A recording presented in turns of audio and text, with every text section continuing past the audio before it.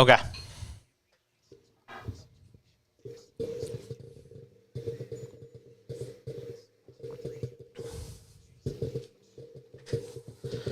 Let's go! A Monday edition of the show.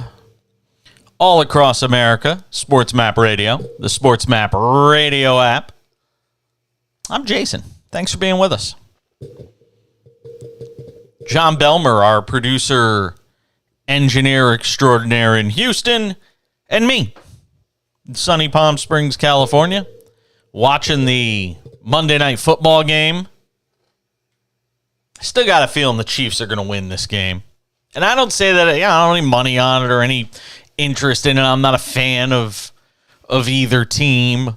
Know a lot of Raider fans, but not necessarily a fan of either team, so it's fine. It's gonna be. You just got a feeling the Raiders got a run in them in this game, and they're knocking on the door right now as we speak to make this a 3-point game potentially. So we'll keep tabs on it. Looks like they have just done that. So we'll keep tabs on Monday Night Football. We'll give you the live betting odds as we continue to go through the game. That's part of what we do. We usually come on right at the start of the second half, so that gives us the ability to talk some live betting, which if anybody knows me, they know I love to do. But the live betting odds are going to probably get a whole lot more interesting here in the next couple of minutes with the Chiefs climbing to within 4, extra point pending in this Monday Night Football game. And look, you knew the Raiders were going to be able to handle prosperity in this game, didn't you? I mean, they even got one of the, my God, have there been some bad calls in the NFL? Have there just been some god-awful calls in the NFL over the last couple of days? I mean, 2 in particular on roughing the passer calls that just leave you shaking your head. This league is lost right now. It's absolutely lost. And you know what the funny part is? You will keep watching it at huge numbers, and you will keep paying the freight for the games and buying it on Prime Video. So guess what? There's no impetus for anything to change. So don't complain about the bad calls. Because only fans can change it if they stopped watching, and you'll keep watching, so it doesn't matter. We'll talk about Week 5 in the NFL as we get it started on the Cash In on Sports Map Radio. Stay with us.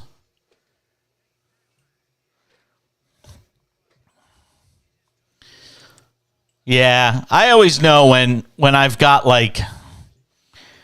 if I put a tweet out and I can't keep up with it by scrolling, that it's got some people ticked off, but you know what's funny is I've got tons of women supporting what I wrote, of course. And then it's the, Neanderthal guys dragging their knuckles on the ground that are irritated. And that's what it is.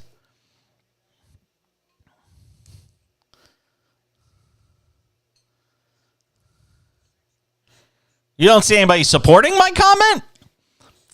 Then you're not looking very close.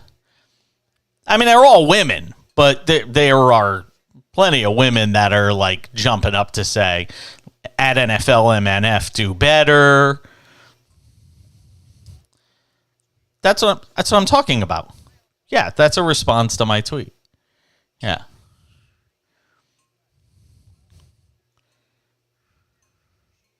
Yeah. And then you get, the guy who thinks he's smarter than everybody else who says, I thought boys and girls could wear dresses. So you're telling me dresses are only for girls? I think you're the problem, bud. Really? That's what I mean. That's the kind of clowns you get. It's just, And it's one of those things where it's just, my tweet deck can't keep up with it. So, whatever. Yeah.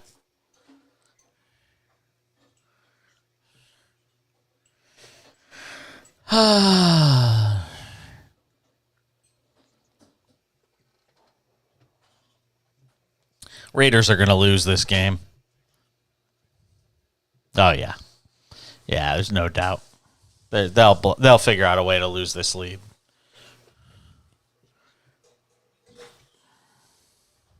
Yep.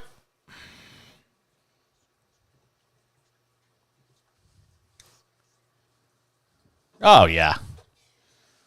Late field goal at the end of the half, plus they get possession to start the second half. Yeah. Basically, that 10-point flip right there. And the Raiders get the stupid, unnecessary roughness play late in that first half. It's the Raiders. Set your watch by it.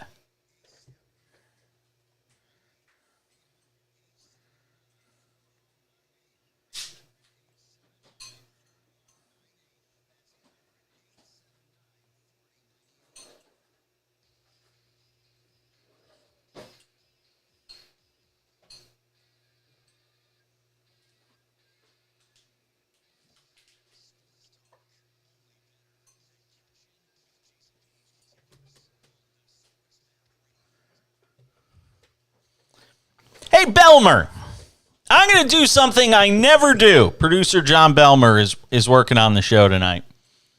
Got him for 2 nights. I get the revolving door of producers. I get 3 different producers every week in Houston that work on the show, and I like them all. I won't openly declare who my favorite is, but I like them all. They all do a superb job working on the show. But Belmer, I'm going to do something tonight that I don't think I've been in radio 25 years. God, I'm old. And I don't think I've ever done what I am about to do. Okay? I'm going to do something that I have never done in 25 years. One, because I'm a control freak, so I would never offer up this opportunity to any producer I've ever worked with. But 2, I just don't generally trust people I work with enough. Here is how you have entered the circle of trust. I'm going to give you something I've never given another person working on my show. I have 2 topics. I had one I was going to start this hour with and one I was going to start next hour with. Okay? One I was going to start this hour with, the one I was going to start next hour with. One was going to be analytics killing sports, which God knows anybody who watched this weekend saw. And the other is the worst penalty of the year in the NFL. I'm going to give you an option. Whichever one I don't do this hour, I'll start the next hour with. Which one do you want? I will let you set my monologue for me tonight.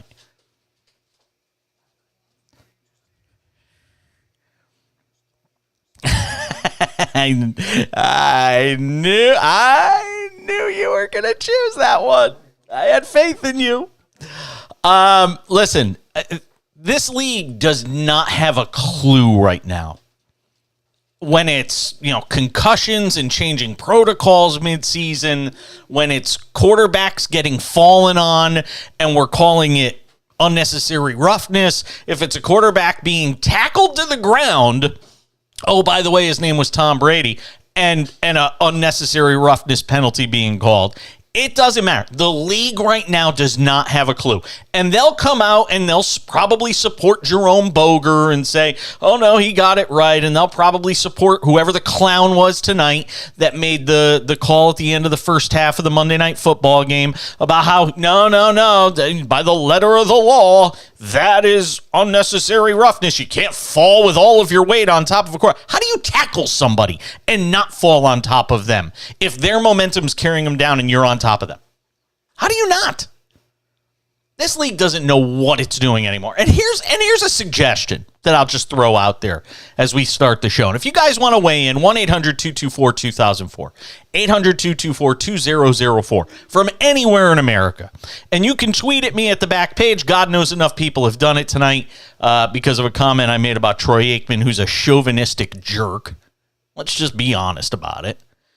And I could get into why later on. You know what, Belmar? I should have had you get that call where he actually made the chauvinistic comment of, well, we should take the dresses off the players. Yeah, that's great. Boy, you want to talk about making a comment that is completely tone deaf. But hey, you'll keep watching, and the NFL will just keep turning its head the other way, so it doesn't matter. And that's got my Twitter blowing up tonight. But if you guys want to hit me up on Twitter, I'm sure somewhere in between the hate messages and hate tweets that I'm getting from the rest of the knuckle-dragging Neanderthals that are supporting Troy Aikman's comment, I'm sure in between all that, I'll find your tweets. Here's a suggestion.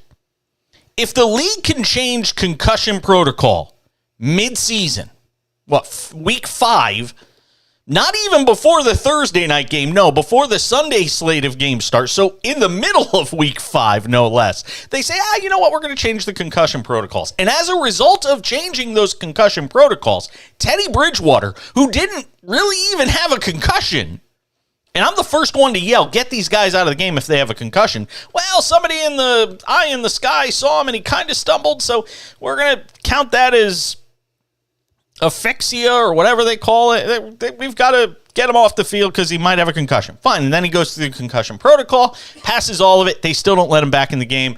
Some of it might have been the elbow injury, whatever. But if you can change the call, the way that you're judging something that's happening on the field during the game, can I make a suggestion to the league?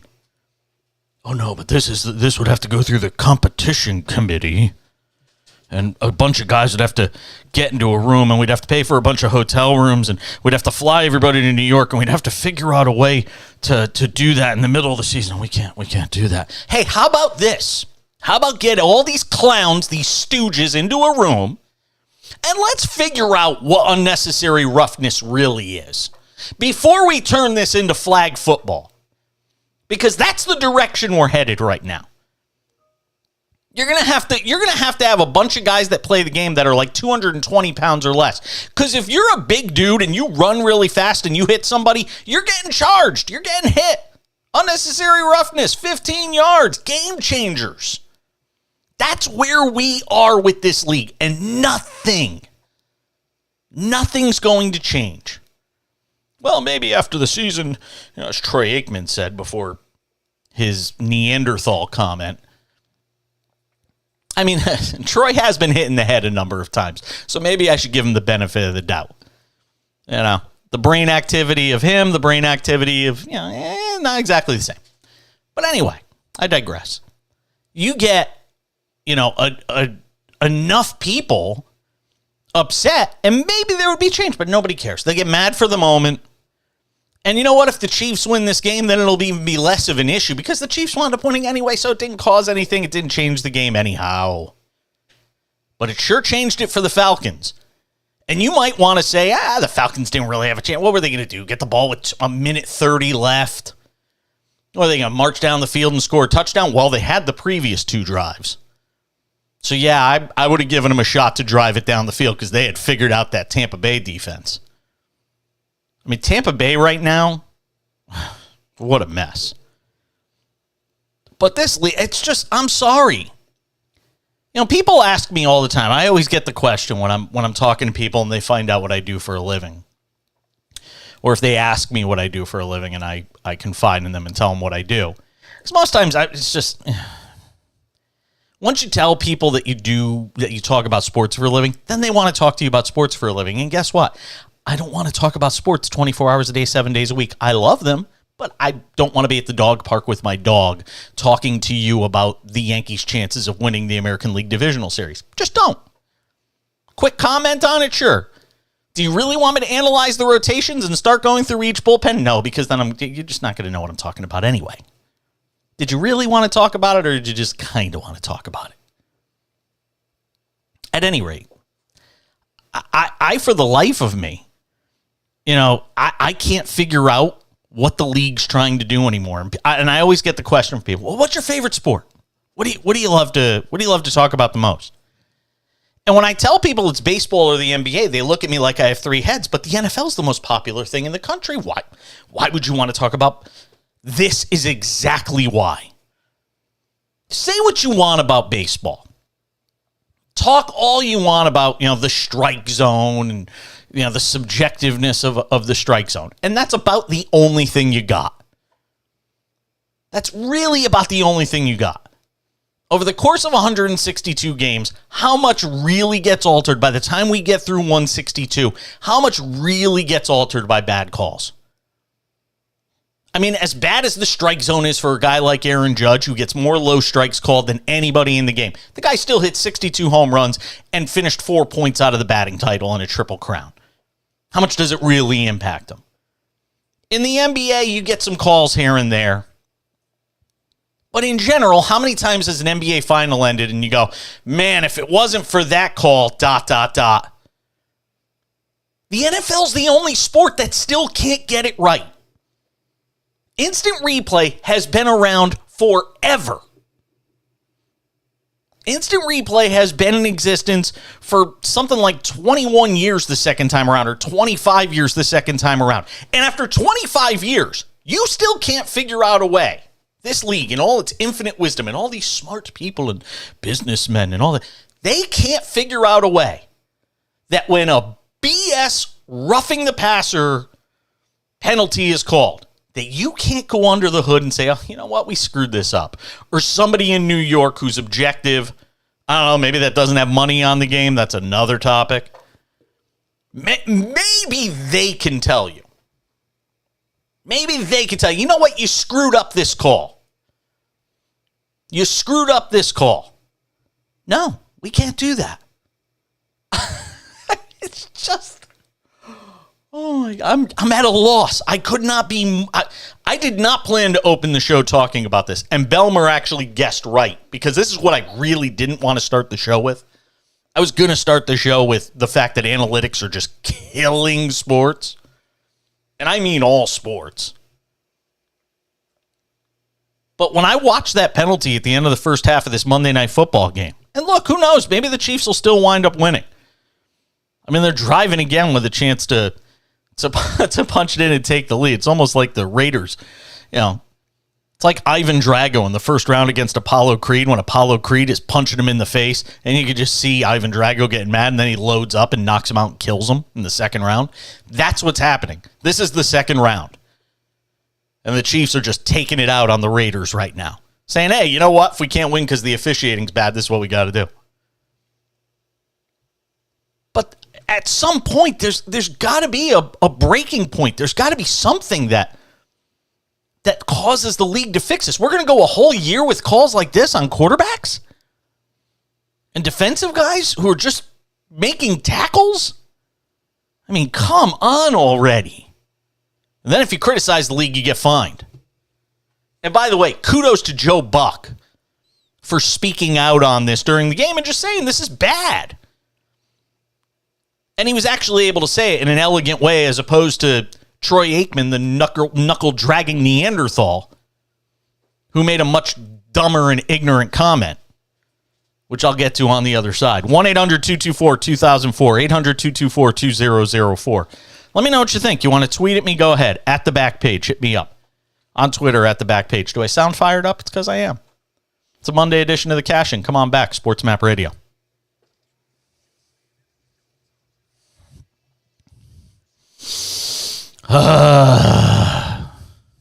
You picked right. I'm impressed. Say, you got a future in this business. I could have done either, but you chose well. I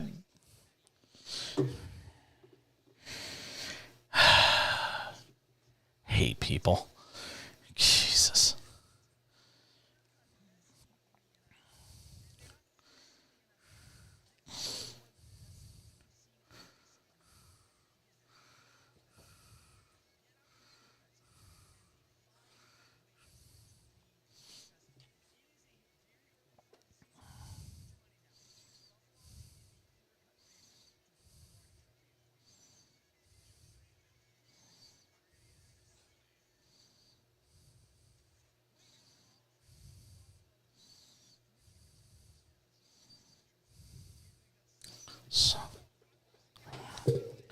That news.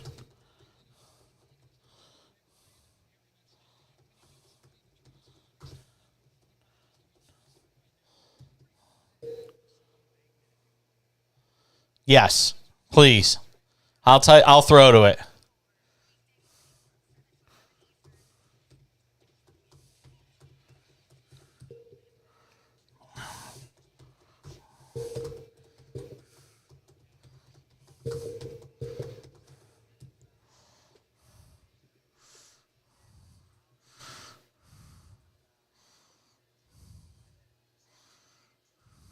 Yeah, just during that segment, the number of tweets I got, I couldn't even read them all.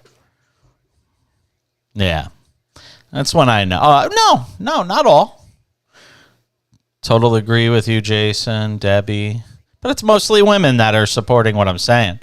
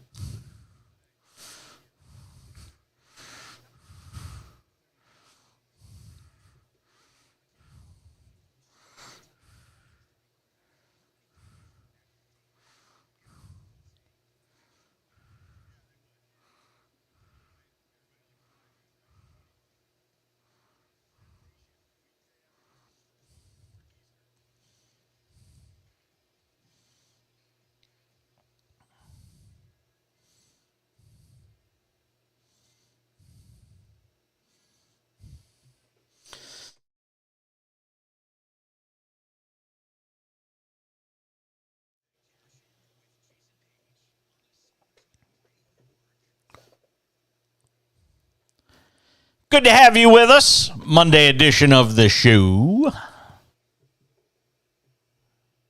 Oh, look, the Chiefs lead the Raiders 24-20. You can set your watch by it. You knew the Raiders were going to figure out a way to screw this up. This is who the Raiders are. And you can change the coach. You could change the GM. You could bring in Devontae Adams. Some organizations, this is just what they are. It's just what they are. I wasn't going to talk about this in this hour. I really wasn't. But just to piggyback on what happened at the end of the first half in this game and just the bad officiating and where all of this is headed for the league. And next year they'll update the rules, but that won't do anything for the Falcons, who could very well be 3-2 when most people thought they were going to be the worst team in the league this year. And by the way, that might be Carolina now. We'll get to that later on. But the only thing worse than the call from the official, the roughing the passer, unnecessary roughness call, whatever you want to say, whatever you think of that for a moment, the only thing worse than that might have been the comment from Troy Aikman, who, while he and Joe Buck were going after this call, and I thought, and credit to them because they're working for ESPN, and ESPN's in business with the NFL, and I can tell you as somebody that has worked for ESPN and has worked for major networks, there's certain things you cannot go after your partners. It's not something you can do. It was like the Prime Video stuff with the Tua concussion. They went to a line and they would not cross it in terms of criticizing the league because you're not allowed to do that. You are a propaganda arm for whatever league you're in bed with, which is why when I decided, after taking a long hiatus from sports radio, I said, if I'm ever coming back, I'm doing my show my way and I'm not working for anybody. Because there's too many times in my career where I've had to either muzzle myself or get myself in trouble for criticizing a partner that we are associated with. I can't operate that way. That's just not me. And you know what? Maybe I'm cutting my nose to spite my face. In that case, fine. I'll accept that criticism. But this is, so I give credit to Joe Buck and Troy Aikman for the fact that they were going after this horrible penalty, piling on to what happened with the Tom Brady roughing the passer call on Sunday, late in that game, which was a game-changing call. Would have been fourth down. Falcons would have got the football back. But this is where it goes too far. Troy Aikman, in criticizing the fact that the league is soft when it comes to hitting quarterbacks. Interestingly enough, he was a former quarterback who got hit a lot. He made this comment. Play it, Belmer.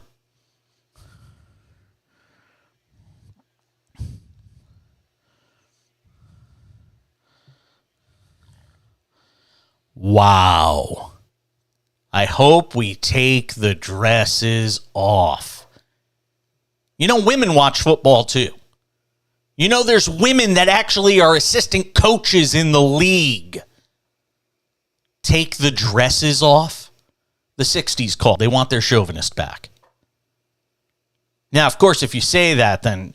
And look, I can't tell you how many times my partner and I will get into an argument. He'll say, "No, you're not woke enough," or "You don't, you can't say that on the air because you'll anger. It'll come across as white privilege or male privilege or whatever you want to your woke term of choice is." But that's just flat out chauvinism from Troy Aikman. How are you feeling if you're a female sports anchor on ESPN tonight on SportsCenter? How you feeling if you're the sideline reporter in the game? How you feeling if you're any female in any sort of position at ESPN? How you feel tonight when you hear that comment from Troy Aikman? Before you come after me on Twitter, or before you defend Troy Aikman in that comment, try to view it from the position of a female, either working in the NFL, who's an assistant coach with one of these teams, a female official within the league, whoever. But some guys can't do that because they're too busy trying to figure out how to get their knuckles off the ground. That's the reality of it. You want to come after me? Come after me. I don't care. I got thick skin. I can take it. What I should do is read every one and put your names to it. Because it's easy to do tough guy Twitter stuff and say, "Oh, get back in the kitchen and put your dress on." It's easy to go and do that when you're on Twitter. It's easy. I mean, we see the Twitter tough guys all the time. But if you put a camera in front of these guys, you think they're saying it? No. Put a microphone in front of these guys, think they're saying it? No. And again, 25 years of doing this. There are plenty of people in the sports media business. I've worked with some of them who say things strictly to get a rise out of people. I just say what's on my mind. I don't say something and say, "Hey, wait until you see how they all react when I say this." Send. I don't do that. I never have. Never will. I get out of the industry before I have to do that to get you to get upset or say something to me. Or call me or tweet at me. I just don't care. You notice I don't take a lot of calls on this show. I've done shows forever. And for the first couple of years I did sports radio, I always thought it was about take a lot of calls and prove how many people are calling. And then I suddenly realized most callers are saying the same thing. I'll take callers if they're adding something to the show. I'll take calls if they're bringing a point of view or a perspective that I'm not capable of bringing. It's the same thing with guests. I always tell Vlad, our executive producer on the show, he'll suggest a guest, and I'll say no. Why? Because I could say that. I don't need a different voice to say the same thing I can say. Don't need to do it. But for all the guys out there defending Troy Aikman tonight, congratulations. You've shown yourself for what you are. And I get that we live in a day and age where I think people have become more emboldened to simply speak whatever's on their mind, even if it's chauvinistic, homophobic, bigoted, sexist, xenophobic, you name it. I get it. We live in a day and age where that is much more acceptable to do. And some people will even do it with a camera in their face. Most people won't, because there's consequences that come with it socially, professionally.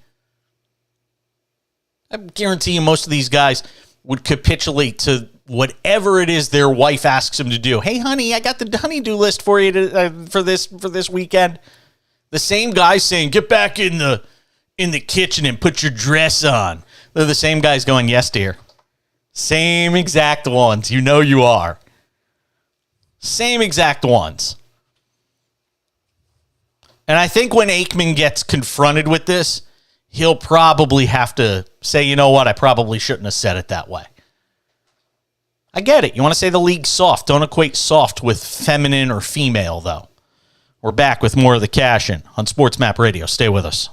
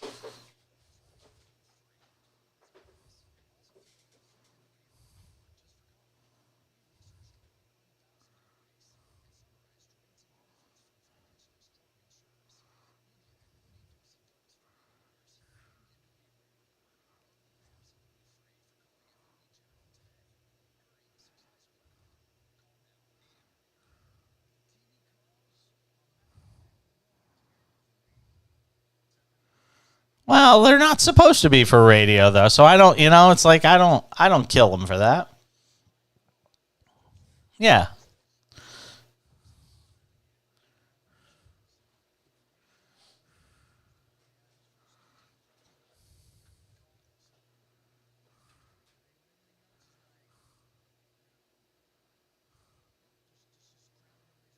Yeah. Well, Buck likes to let it breathe, and that's what a good play-by-play. And I say this as somebody who did play-by-play for a long time. That's what you're supposed to do. Every other guys want to just hear the sound of their own voices. Michael K. You know.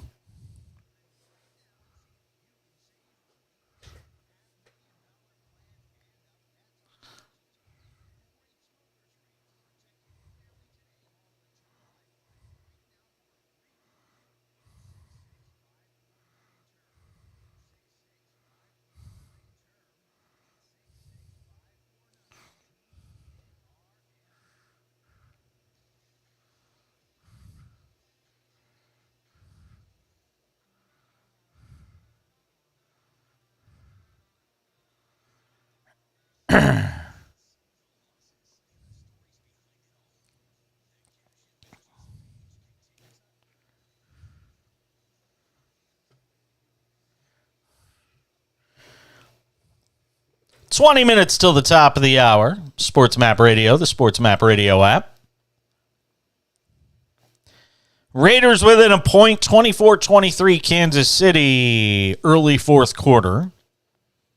The live betting, which is what I was going to do in the last segment, but had to take a detour.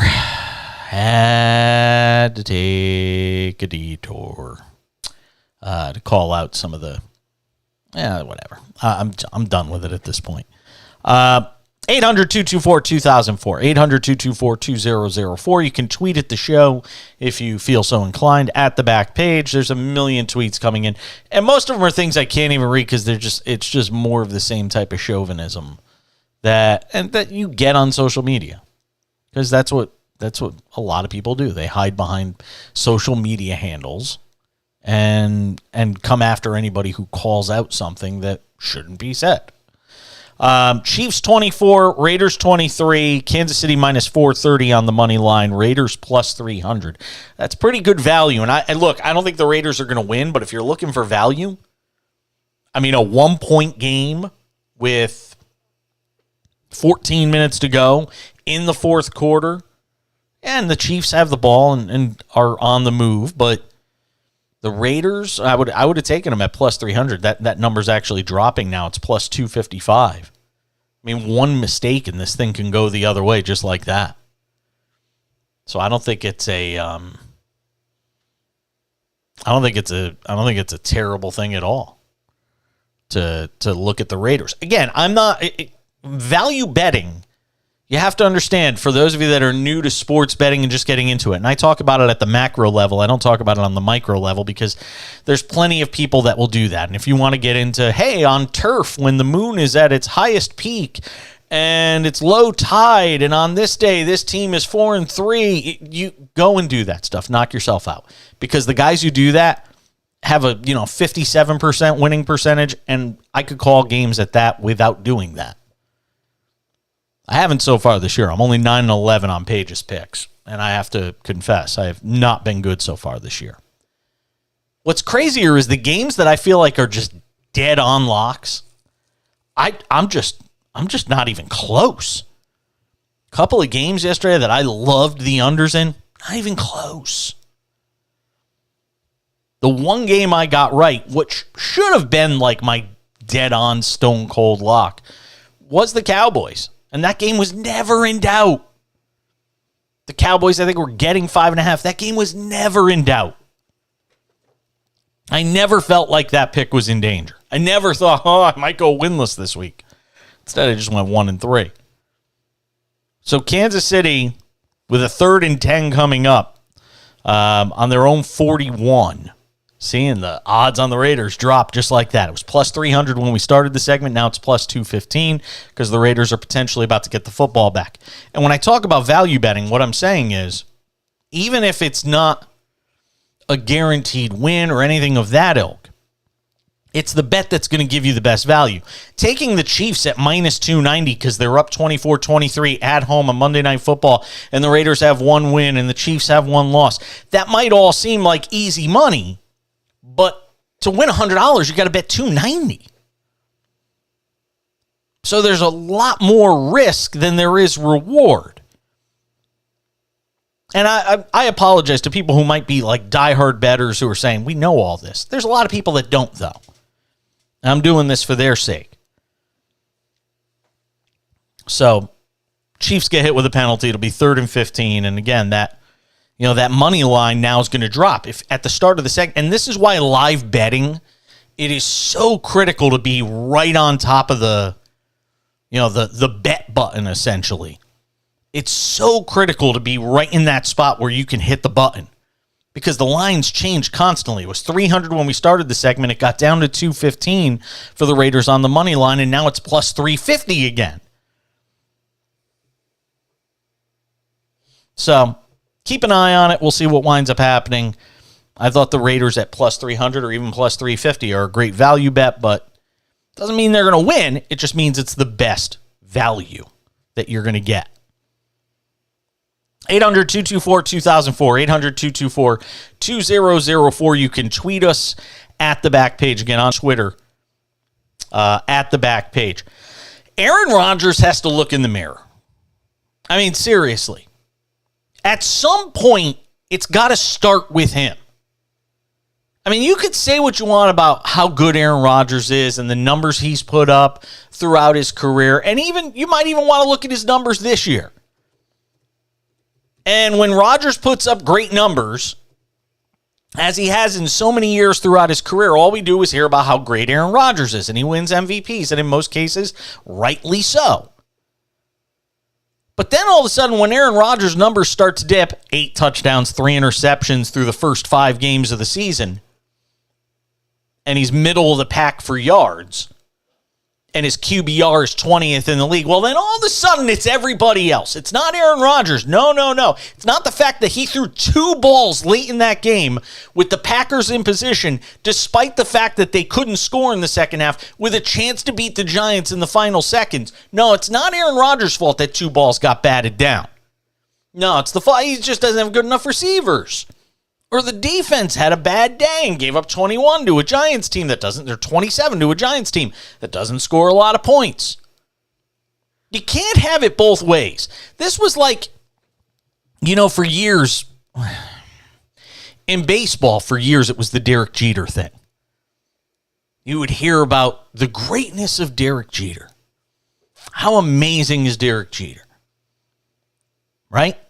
And then when Derek Jeter wasn't that good anymore, it was, but his intangibles mean so much.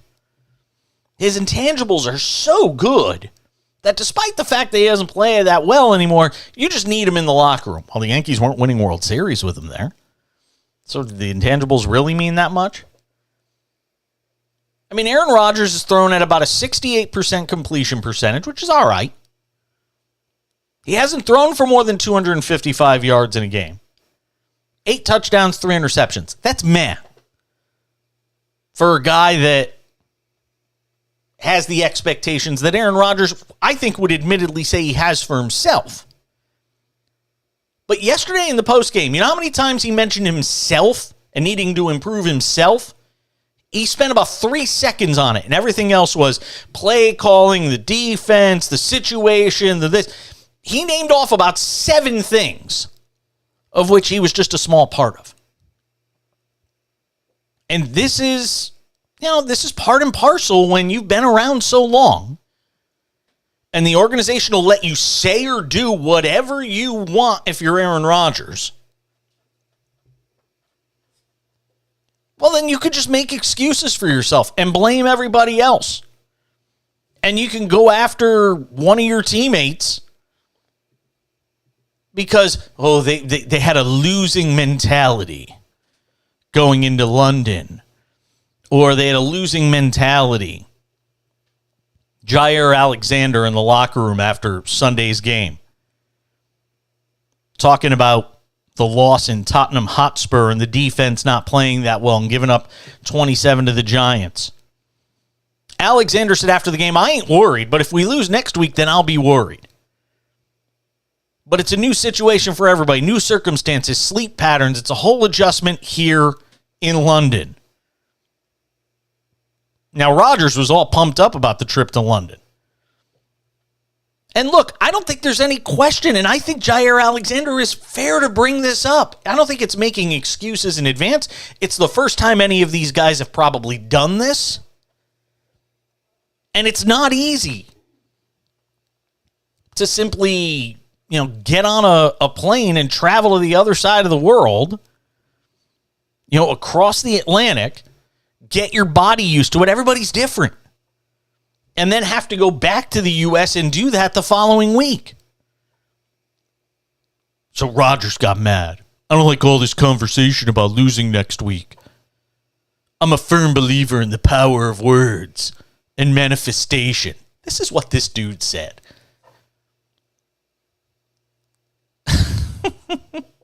The power of words and manifestation. He believes in the power of words, like he's immunized, but then got COVID. You mean those words? We've got to check ourselves on that because talking about that is not winning football. No, you know what's not winning football, Aaron Rodgers? Throwing 2 balls into the defensive line, hitting one guy in the head and the other in the hands. Make a play at the end of the game. Supposed to be one of the greatest ever. Make a play. You can't have it both ways. You can't have all the praise and then none of the blame. And that's what some of these guys want. You know what? I give Tom Brady credit. Even at 45, even as the GOAT, Tom Brady will still get up there. And while he'll point out other facets of what the team is doing, he'll take a long look at himself and talk about the mistakes he makes. I've seen him, look, he'll get on players and ride his teammates. I've seen him do it. But I've also seen him walk off the player and say, that's on me.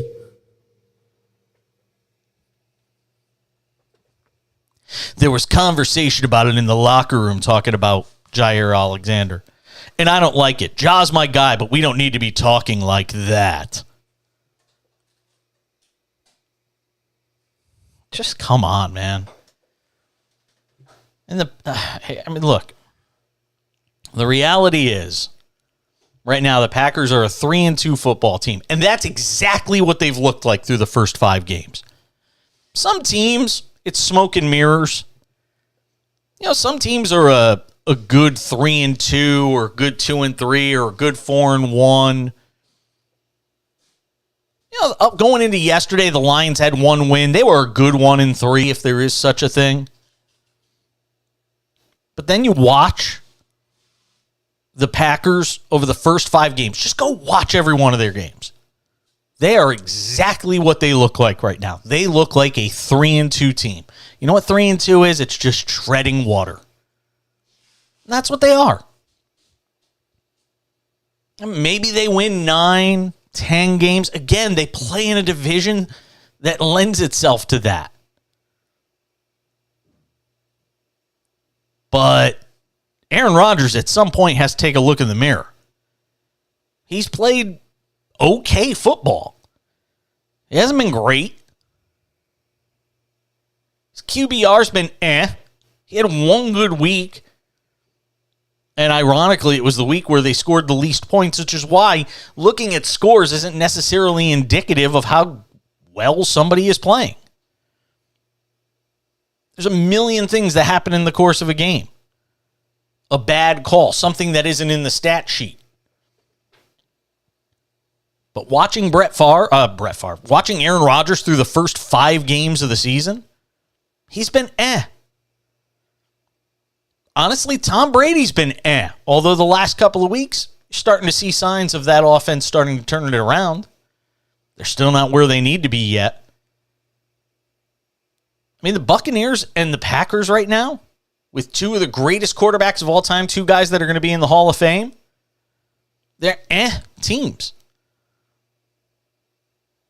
And I still don't see the signs that that's bound to change between now and the time we get to December.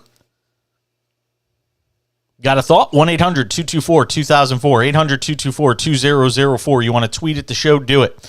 At the back page. Hit me up on Twitter at the back page. The Monday night game is now the Chiefs 30, the Raiders 23, with 7:25 to go. Money line, Raiders 560 and plus 6.5. We'll talk about it on the other side as we continue the Cash In on Sports Map Radio. Dun, dun, dun, dun, dun.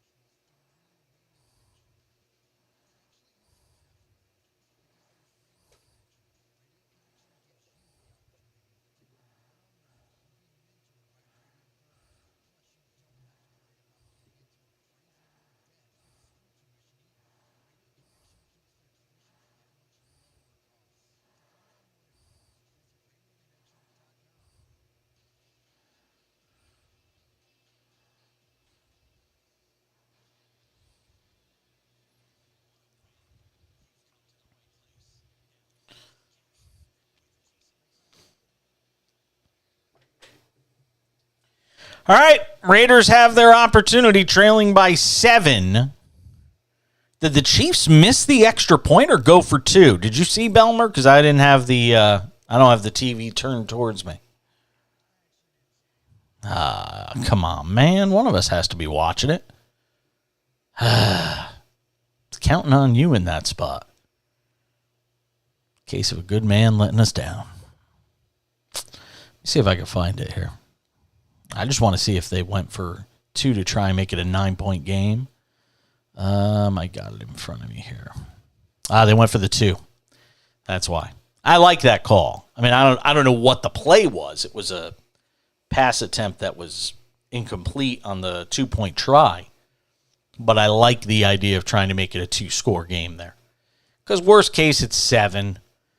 And look, I've got a whole topic planned for next hour talking about analytics and when the score says this and burp, burp, burp.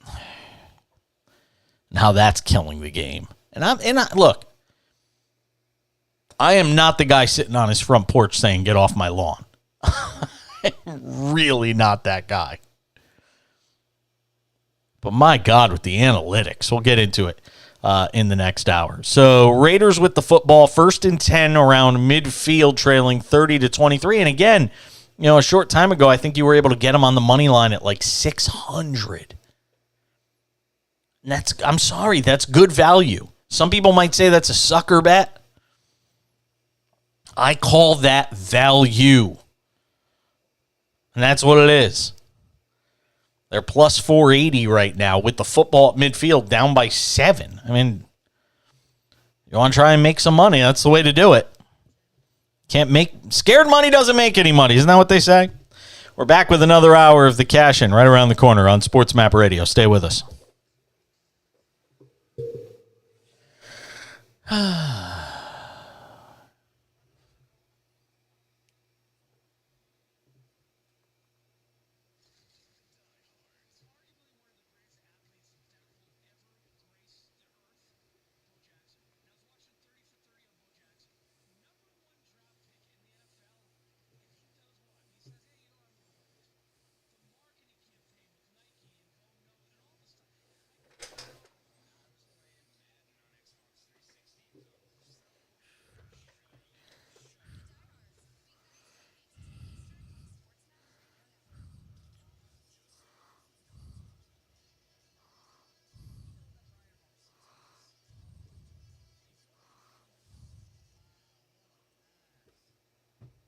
Oh, I just saw it.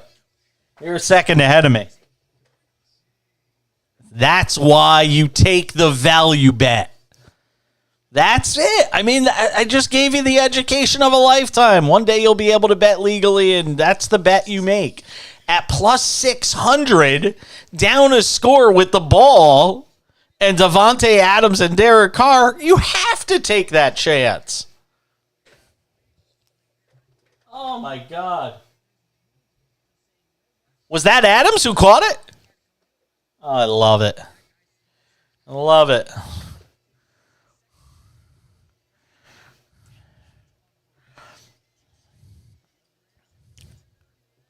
Are they? Don't tell me what happens. Don't tell me. You're a second ahead of me.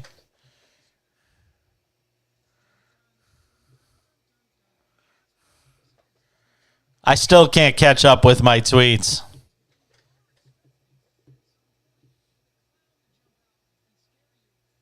Oh, he's in. Oh, they marked him down? Oh, they're saying no, they're going to review it. And they're never going to be able to see it.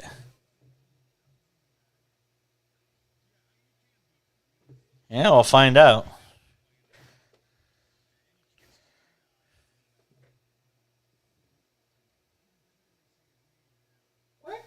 Yeah, but you can't see where the ball is.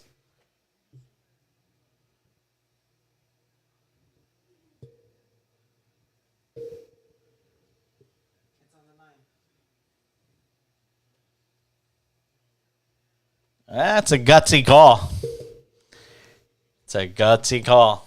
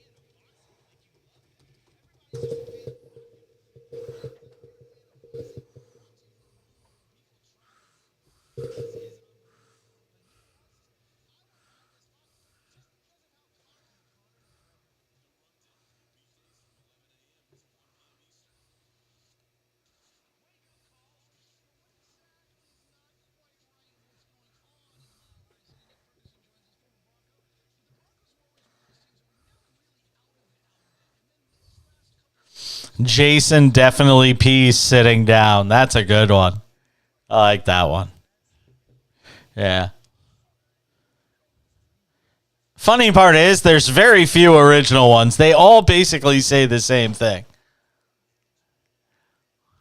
There isn't a lot of originality.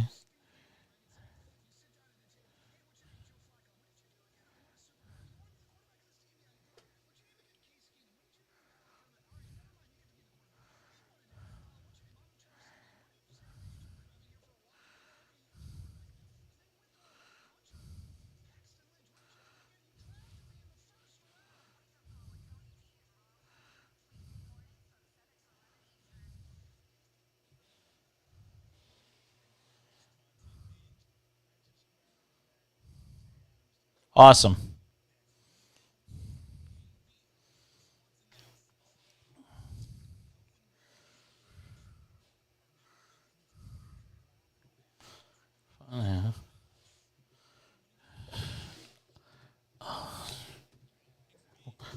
On me? Really? I didn't see it.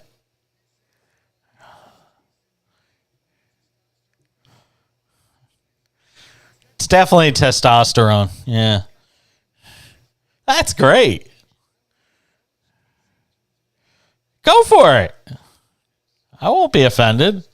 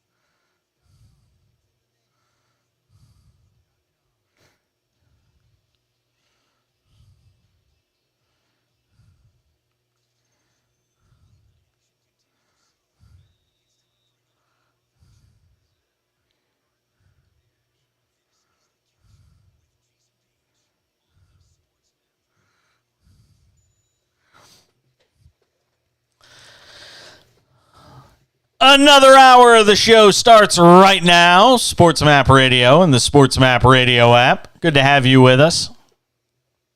Hello to our friends tuning in Dallas. 97.1 The Freak in the Big D. New affiliate of the program.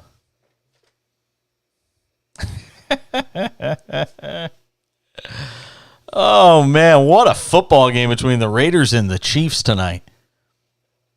I told you the Chiefs were gonna come back in this game when they were down 20-10. Now they lead 30-29. Oh, the Raiders were so close. And you know what? I give Josh McDaniels credit. But again, there's so much overthinking going on. There's so much overthinking going on in this league.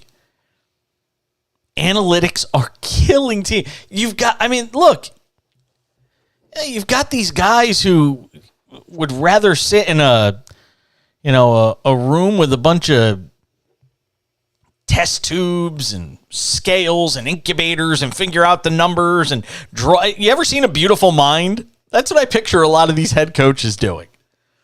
Sitting there drawing on windows and chalkboards and, well, the percentages tell me that 54.3% of the time, if we kick the field goal here. Stop. Sean McVay, stop. Brandon Staley, stop. John Harbaugh, stop. Nathaniel Hackett, stop. All of you. Manage coach with your gut. Look at the situation. All of these number games can never replace the moment. And just looking at a situation and what's taking place over the totality of a game. Just stop and look at it. We'll get into it coming up in a couple of minutes. Have analytics just destroyed sports? And I'm not even talking about just the NFL. Just analytics in general. 1-800-224-2004. 800-224-2004. Hit me up on Twitter at the back page. Let me know what you think. More of the Cash In. Sports Map Radio. Stay with us.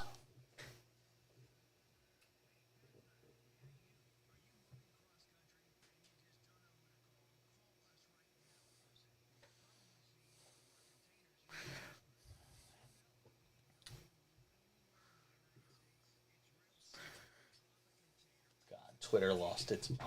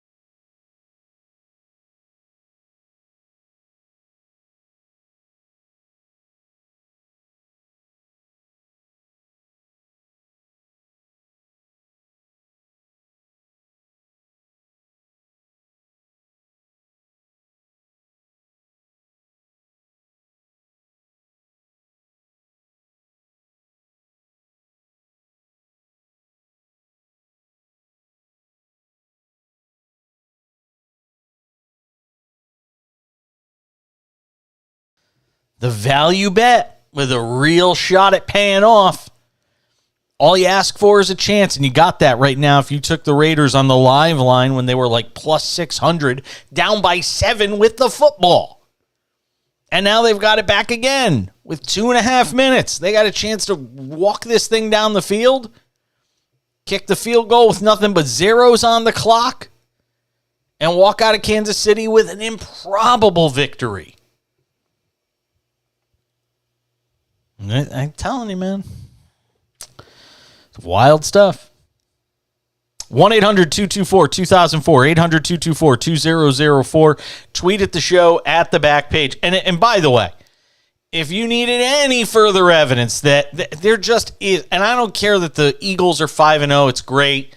They were a shanked field goal yesterday away from losing their first game to an Arizona team that can't even get out of its own way. This is proof positive of why you just cannot predict this league. I'm 9-11 in Page's picks this year, and typically I would be upset about that. I take pride in trying to do my homework and give the best picks possible. But the reality is this league is not easy to pick.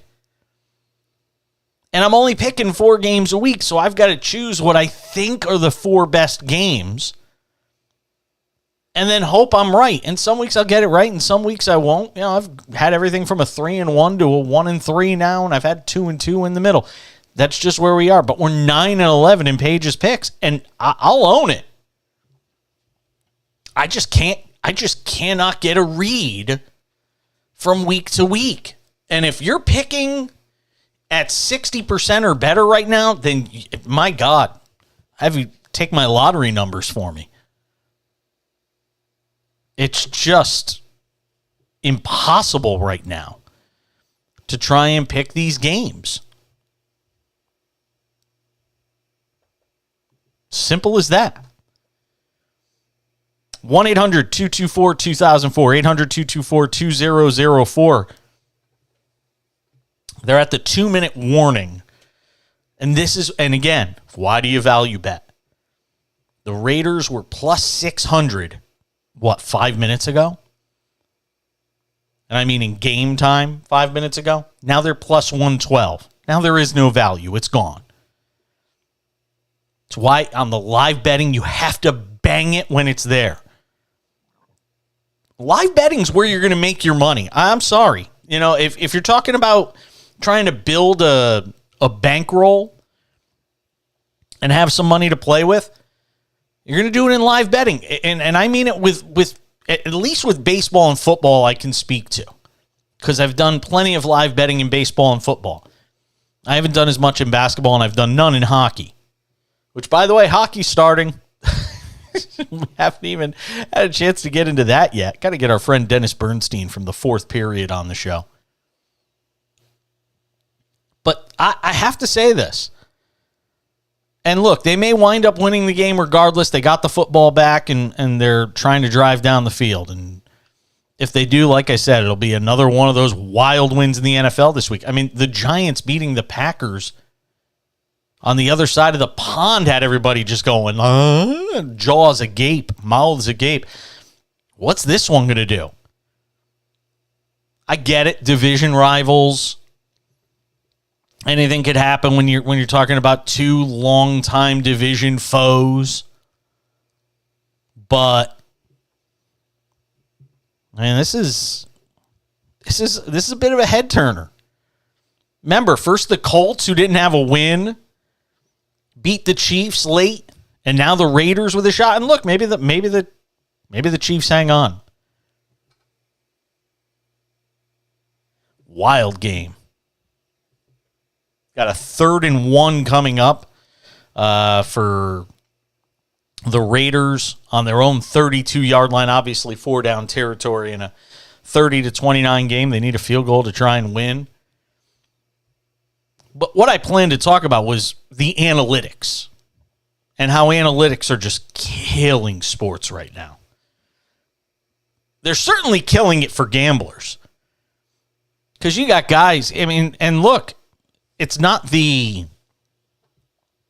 job of teams to try and help you win your bet. You know, I always laugh when people are like, "Oh my God, I can't believe Mike Tomlin went for the field goal instead of trying to get the touchdown, and it cost me the over, or it cost me the under, or it cost me the spread." Whatever you want to, get upset about. That's not their job. Their job is to put their teams in the best possible position to succeed. I don't think analytics largely does that. I think managing from the gut does it. I think analyzing a situation as it sits in front of you versus, okay, the book says this isn't blackjack. We're not talking about blackjack.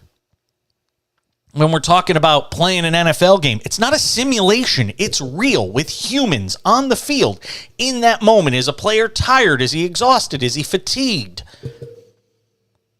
Is he on a hot streak throwing the football? Has he made 3 prior decisions that were not good? Whatever.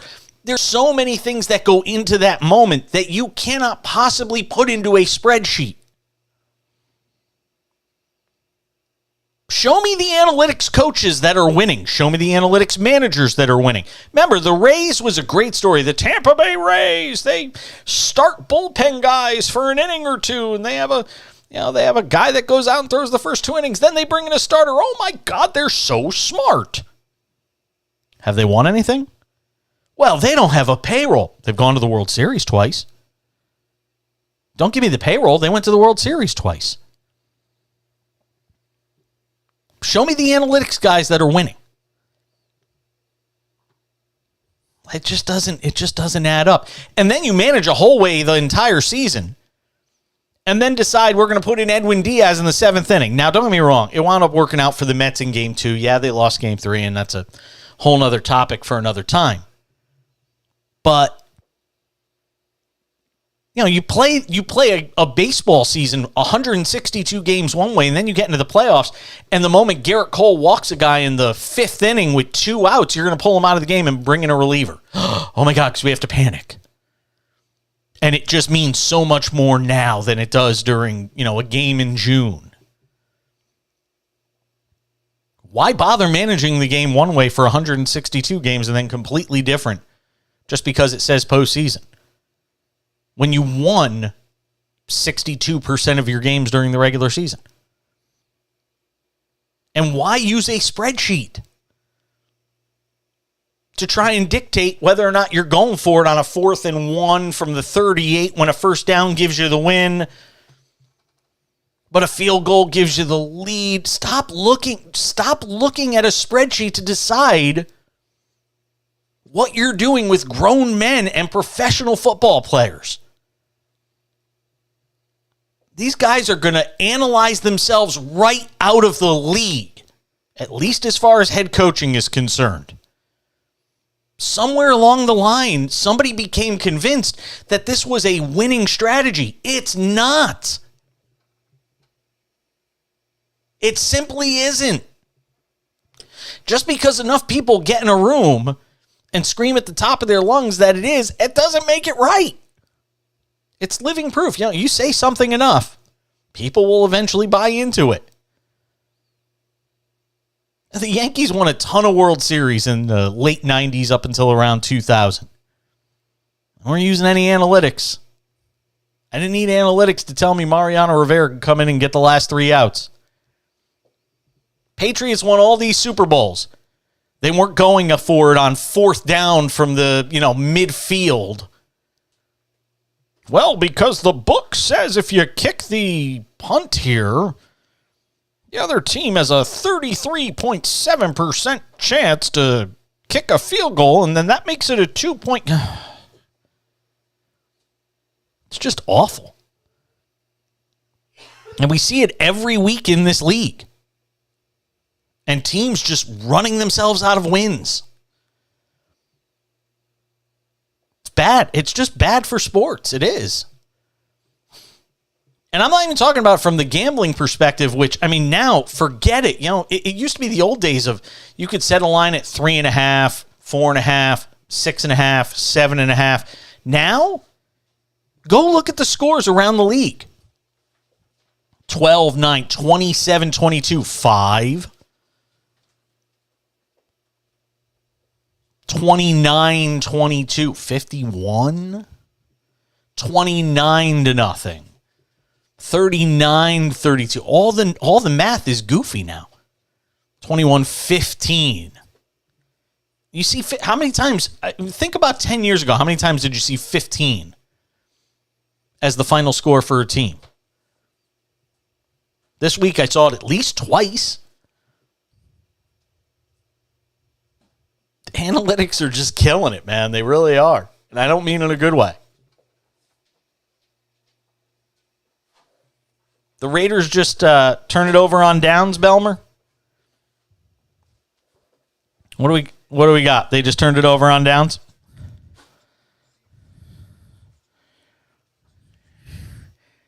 Yeah. Listen, it was still a good value bet. I would have made it every time. But I also said when it was 20-10 Raiders early in the second half that the Chiefs are probably going to win this game. And this is exactly why.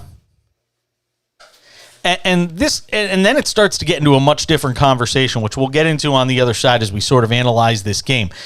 You get to a point where teams have to make decisions on their future quarterbacks and whether or not you can win a Super Bowl with quarterback A, quarterback B, quarterback C. There's a few teams in the league going through that right now, and the Raiders are one of them. We'll talk about that on the other side. 1-800-224-2004. The Chiefs are going to win it 30-29 in Monday Night Football. Go to 4-1 on the season. The Raiders go to 1-4. We'll come back. We'll get you post-game reaction as well from both sides. Don't go anywhere. I'm Jason Page. Glad to have you with us. It's the Cash In all across America. Sports Map Radio on the Sports Map Radio app.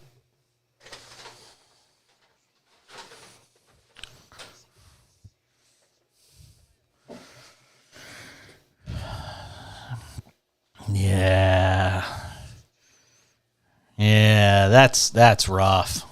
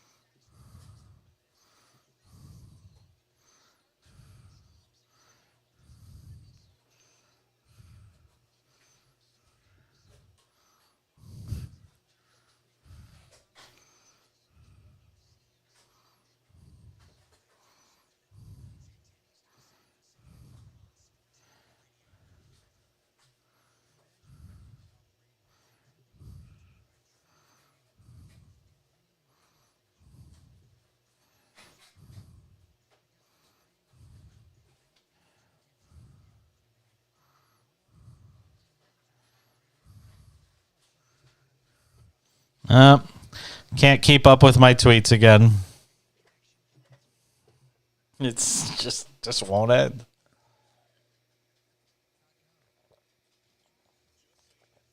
The funny part is the people who are screaming about triggered are the ones that are triggered. You know what I mean? That's what's funny about it. Yeah. Yeah. And literally they've been writing for an hour and a half. Like, really? Yeah. They're making my point.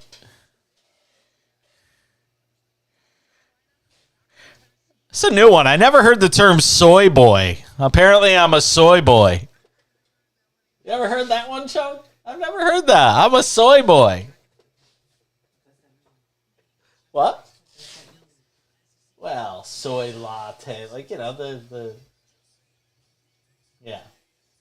woke hippie crowd. That's the hipster who gets offended by everything. You're definitely a soy boy. I own it. Oh, you are totally a soy boy. My husband's like, I own being a soy boy.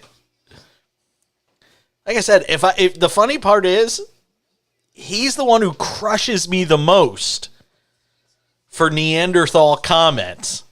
That, oh yeah, kills me all the time.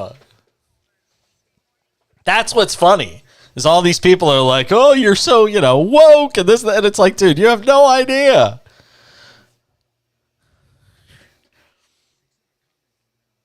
Is that how many? 600 comments in it in an hour and a half?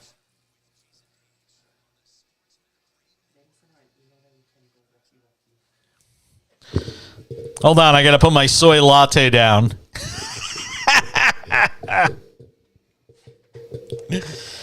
Oh, man. Halfway home on this Monday edition of the Cash In, Sports Map Radio and the Sports Map Radio app. I actually sent a note to our friends at the Dallas Mavericks today. made a couple of requests. I'm not going to say who. I don't want to put them on the spot or anything, but I shot a nice email to the folks in the communications department there. Belmer, you ever had to work with the Mavericks folks? No? Okay. Well, that's true. You're in Houston, so it's pretty far away. 1-800-224-2004, 800-224-2004. So you come out of a game like this, and what you start to try and figure out is, all right, what are we doing? The Giants are in this situation right now where, they've got basically the fifth year of Daniel Jones. And I read, again, I have a lot of friends that are on the East Coast, so I have a lot of friends that are Giants fans or Northeast sports fans, New York sports fans. And they're always trying to crush on Daniel Jones. Oh, he's terrible.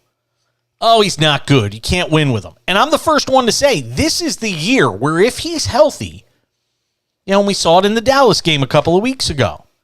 He had some dropped passes and the like. And you've got to start to figure out, is Daniel Jones our guy or not? And I've come to I've made a determination through at least 5 weeks of the season where I am on Daniel Jones. I'll get to that coming up. But now you've got to start to do the same thing with Derek Carr, don't you? Now you have to start figuring out, is this guy good enough to get us to the promised land as an NFL quarterback? Because, the Raiders have surrounded him with talent now. You go out and get it. You got a Hunter Renfrow. You've got a Devontae Adams. You can do some things. But is Derek Carr the guy that gets you there now? And I'm not saying the last play or anything on him is his fault. As John Belmer and I were talking about, I think we talked about during the break, you had two receivers run into each other on the 4th and 1 play around midfield, right, John?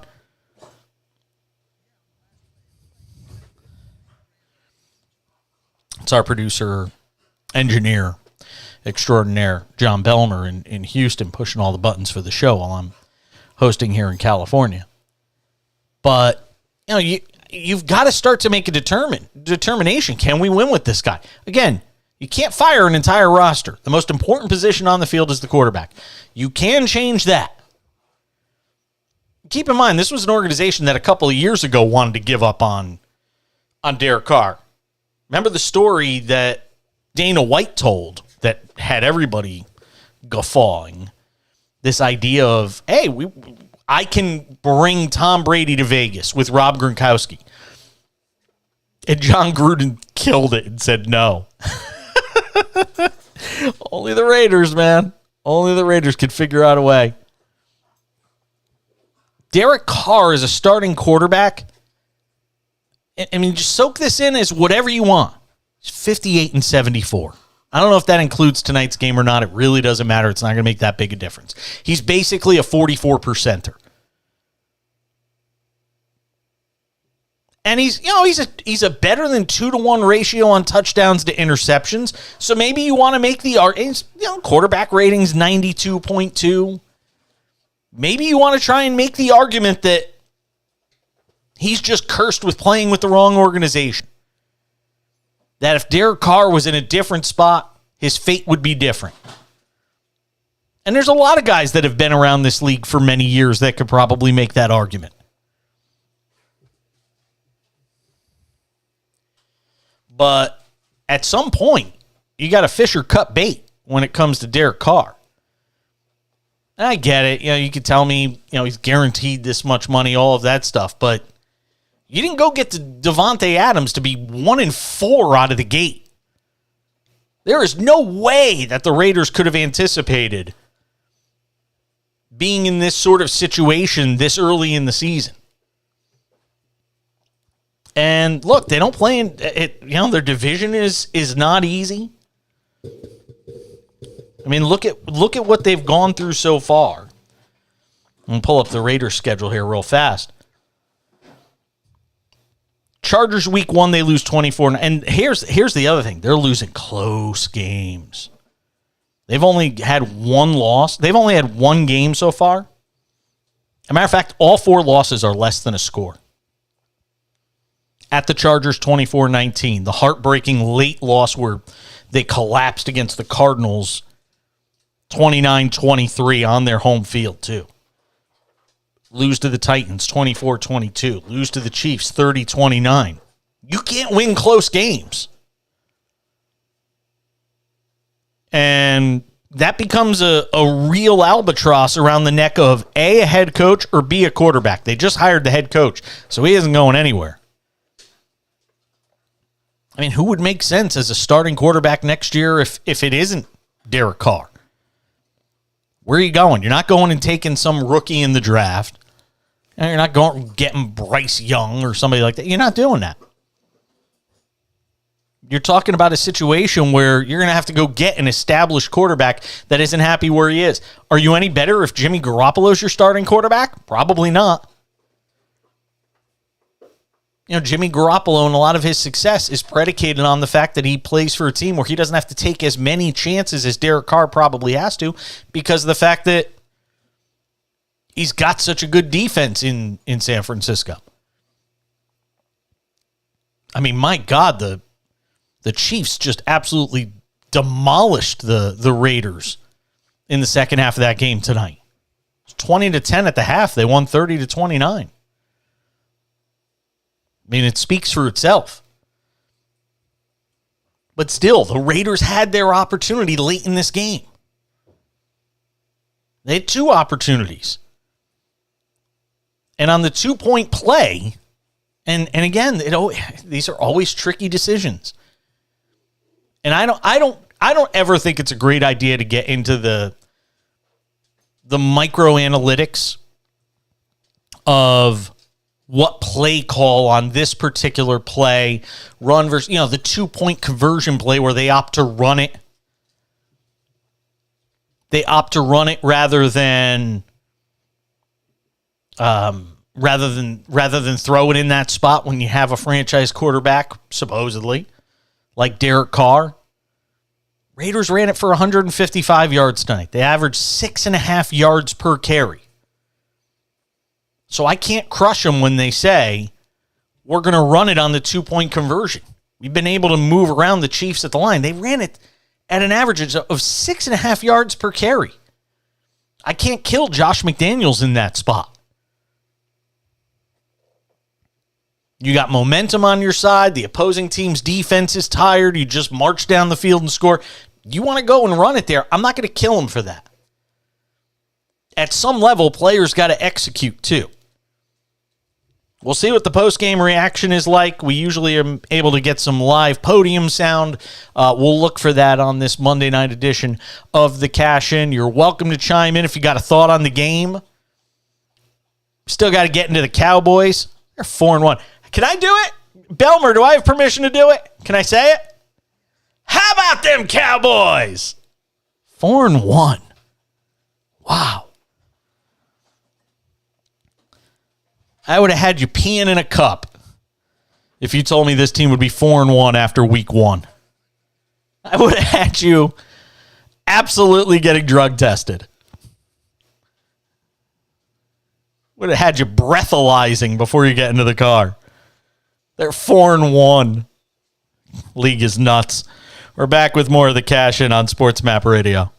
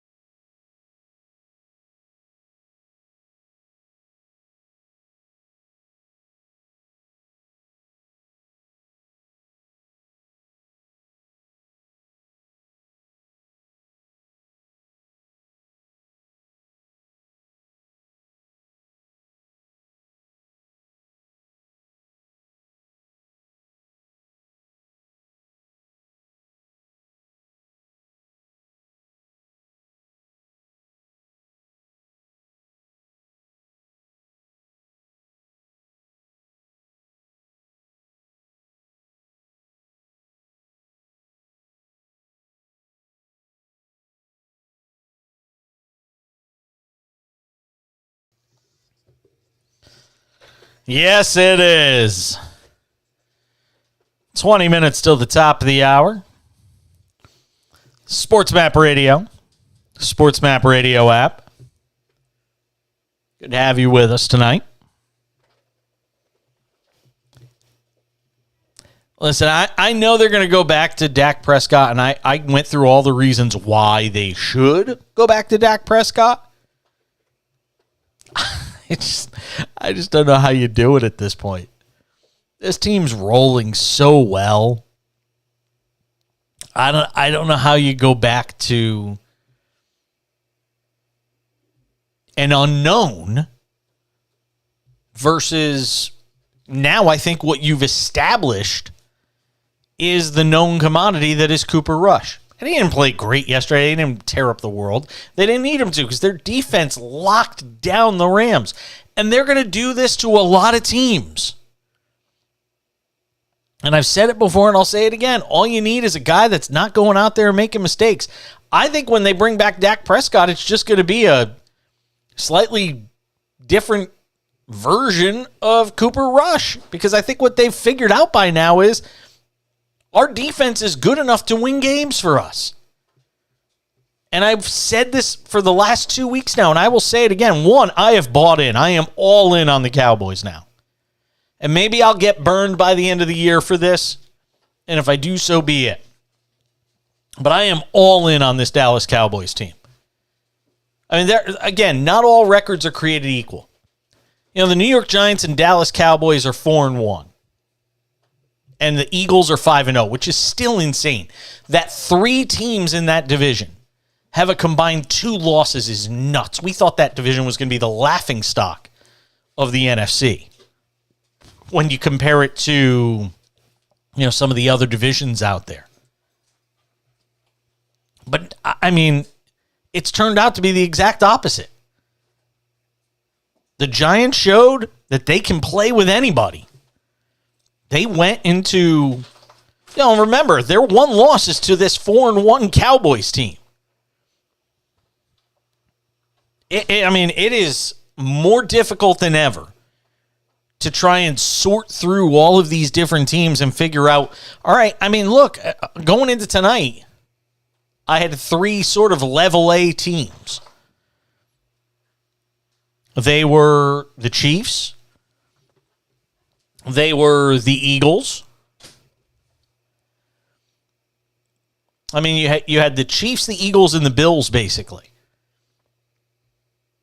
And I guess you'd still keep the Chiefs as one of those elite level teams at 4-1, but there's some dents in that armor right now, where I'm not necessarily sold on the idea that this team is all everybody wanted to make them out to be. You can score on this team. They're going to have, they are a juggernaut of an offense. And you saw them flip the switch in the second half tonight and put, a 20 spot in the second half. And you saw what they did last week against a Tampa Bay defense that's better than most. For my money right now, there might be just one level A team. And it's not who you think it is. It's not the Eagles, who are really good. It's the Buffalo Bills. It's Buffalo and everybody else. And I'll say this again.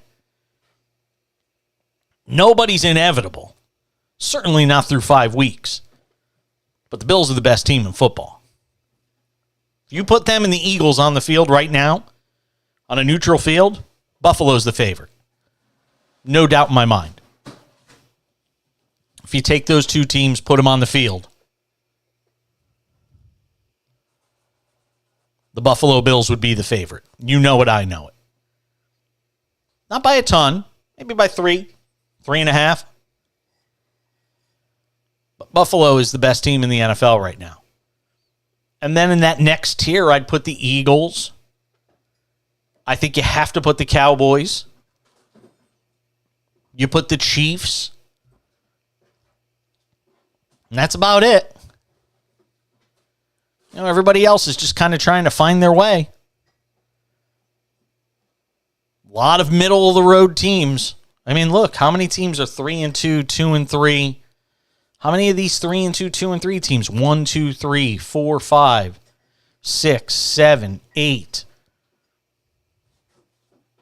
9, 10, 11, 12, 13, 14, 15, 16, 17. I know counting on the radio is great. 18 teams are 2-3 or 3-2. I mean, so basically 2/3 of your league right now is mediocre. That's where you are through 5 weeks of the season. At basically the 1/3 point of the season, you're talking about 1/3 of your league is just mediocre. And then you got, after those teams, you're probably talking about the Giants at 4-1, the 49ers at 3-2. I guess you put Tampa Bay in there at 3-2, part of that middle tier, the Packers. Even the Vikings at 4-1. Their point differential is +13. I mean, they're winning some crazy, wild, close games. But if you watch the Vikings through the first 5 weeks, is that a Super Bowl team? No. Playoff team? Sure. Are they better than the Packers by the time we get to the end of the year? I'm still not sold on it. I'll still take a wait-and-see approach with the Packers, even though I'm the first one right now to criticize and go after Aaron Rodgers for the way that he has played through the first 5 games, which has just been That was the way I described it in the first hour. How would you spell it? E-H? That's been Aaron Rodgers through the first 5 games. Crazy. It's fun to watch. It's fun to watch. But good luck trying to predict it right now. It's just out of this world impossible to do. 1-800-224-2004, 800-224-2004. Hit me up on Twitter, at the back page. Again, on Twitter, at the back page. And has a team's fortunes ever turned as quickly as that of the Miami Dolphins? I mean, in the history of the game, think about where we were just a few weeks ago when you're talking about a Dolphins team that, so many people thought was on the precipice of being one of those top-tier teams. Tua Tagovailoa playing great. Dynamic offensively. Can beat you so many ways. Fastest receiving core in the game. Now, not only are they without their starting quarterback, who they're trying to make a decision on as the long-term guy, now Teddy Bridgewater gets hurt, and now you're all of a sudden, how fast your fortunes can change in the NFL. You're talking about a guy named Skylar Thompson as your quarterback, who most people couldn't pick out of a lineup right now if I put him in front of them. I know I couldn't.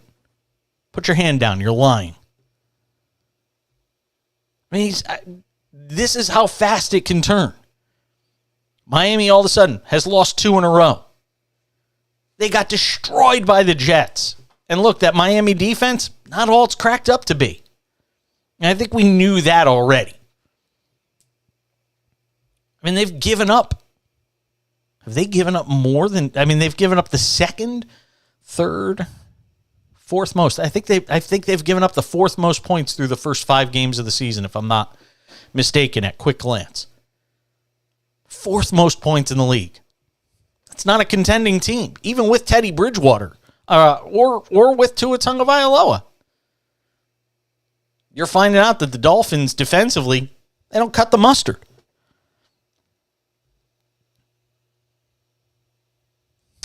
I'm telling you, man. Where do you put your favorite team right now? I mean, how about the Titans? Think about where Tennessee was through the first 2 games of the season. 0-2, they look terrible. Where's Derrick Henry? They can't run the football. Ryan Tannehill can't get you anywhere. Blah. They've won 3 in a row now. They're in first place with a -22 point differential. Through 5 weeks. That's not like through 2 or 3 weeks. They're in first place through 5 weeks with a -22. That whole AFC South is just impossible to try and figure out. Tennessee's 3-2. Indianapolis is 2-2-1. Jacksonville is 2-3. Only one team in that division has a plus point differential, and it's Jacksonville at 2-3, and they just lost to the Texans. I just throw my hands up in the air. I thought Jacksonville was a brilliant pick this week at -7 at home against Houston, coming off a loss, all the turnovers, and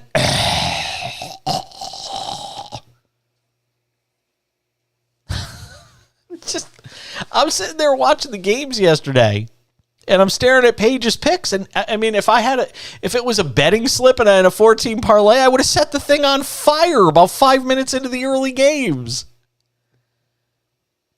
Heck, I had the under in the Bears game with the Vikings, and the Bears put up like 22 points. Good luck.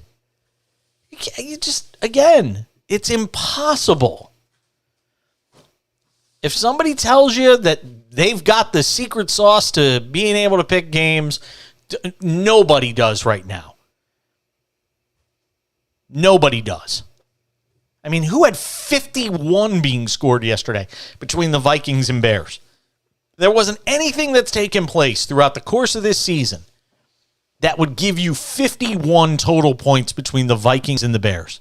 And that's what you got yesterday. And Justin Fields actually had a fairly good game. It's just, I'm telling you. Is there one consistent note? There just isn't. I mean, if this were a song, it'd be all over the place. At moments, it's beautiful. Sounds great. And then at other moments, it's, 30 seconds of every bad note you could imagine. Unlistenable, or in this case, unwatchable. That's the NFL right now in a nutshell through 5 weeks. I'll still keep sitting here trying to figure it out every week, and I'll throw picks at you every Friday, merely for entertainment purposes, of course, because betting isn't legal in my home state, so I can't put any money on games, but you can. And hopefully I'll get it back on track because I'm 9-11 through the first 5 weeks of the season. But oy vey. It's just a roller coaster ride. Do I get it right? Did I say I was 9-8? 9-8. What am I? 10-12. 10-11 then? Is that what I am? I'm 10-11. Sorry. I had my numbers wrong. I'm not 9-11. I'm 10-11 on the year. Because we had one extra game that I picked a couple of weeks ago. So I'm 10-11. I'm a game under 500. It's not terrible. It doesn't mean I'm losing tons of money if I was putting money on these every week, but I want to be on the plus side at least. 1-800-224-2004. What was the most surprising result to you this weekend? What was the biggest shocker? 800-224-2004. You can tweet at the show at the back page. As I look at it, it's probably that Houston-Jacksonville game that not a lot of people care about outside of those two cities. But then again, you could just as easily say New England. New England with Bailey Zapp at quarterback shut out Detroit 29-0. Detroit that had scored more points than anybody. Through the first 4 weeks, they couldn't score a single point, and don't tell me DeAndre Swift was the reason why. There's too many to pick from. We'll come back, wrap up the hour. I'm Jason Page. It's the Cash In on Sports Map Radio.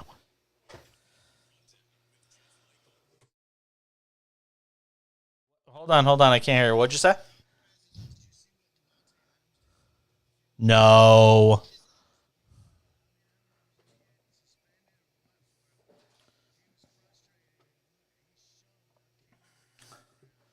No.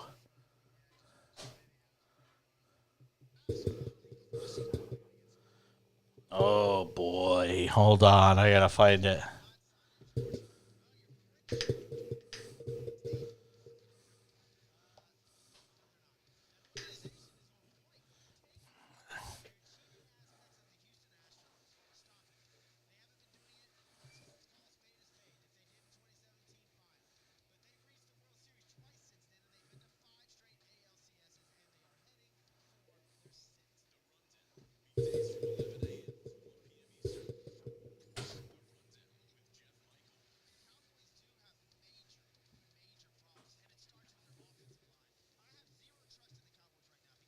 Whoa.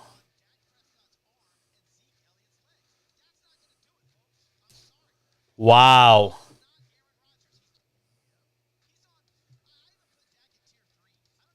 Wow, that's really bad. You can't do that.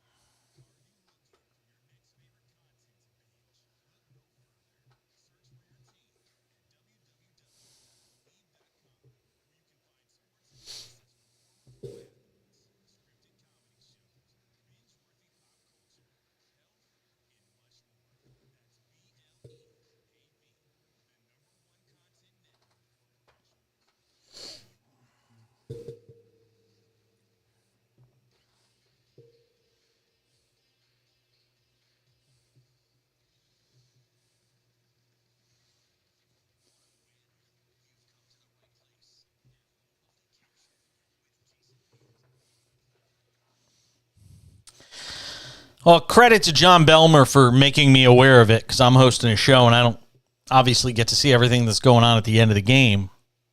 Apparently, as he was walking off the field, Davante Adams, and I just saw the video of it, shoved a cameraman to the ground and yelled something at him after he had shoved him to the ground. That is not a good look. Ugh. And the announcer saw it and even, kind of referred to it. It's not gonna end well for him. What do you think? Get a game? What do you think, Belmer? You get a game for that? Really? Yeah, I think he's getting a game for that. If I had to guess, if we're setting it at if we're putting bets on it, I'll bet he gets the game.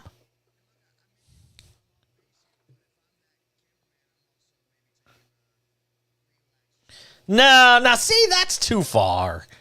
That's too far. That's like, oh my God, you scratched my car, I'm suing. No.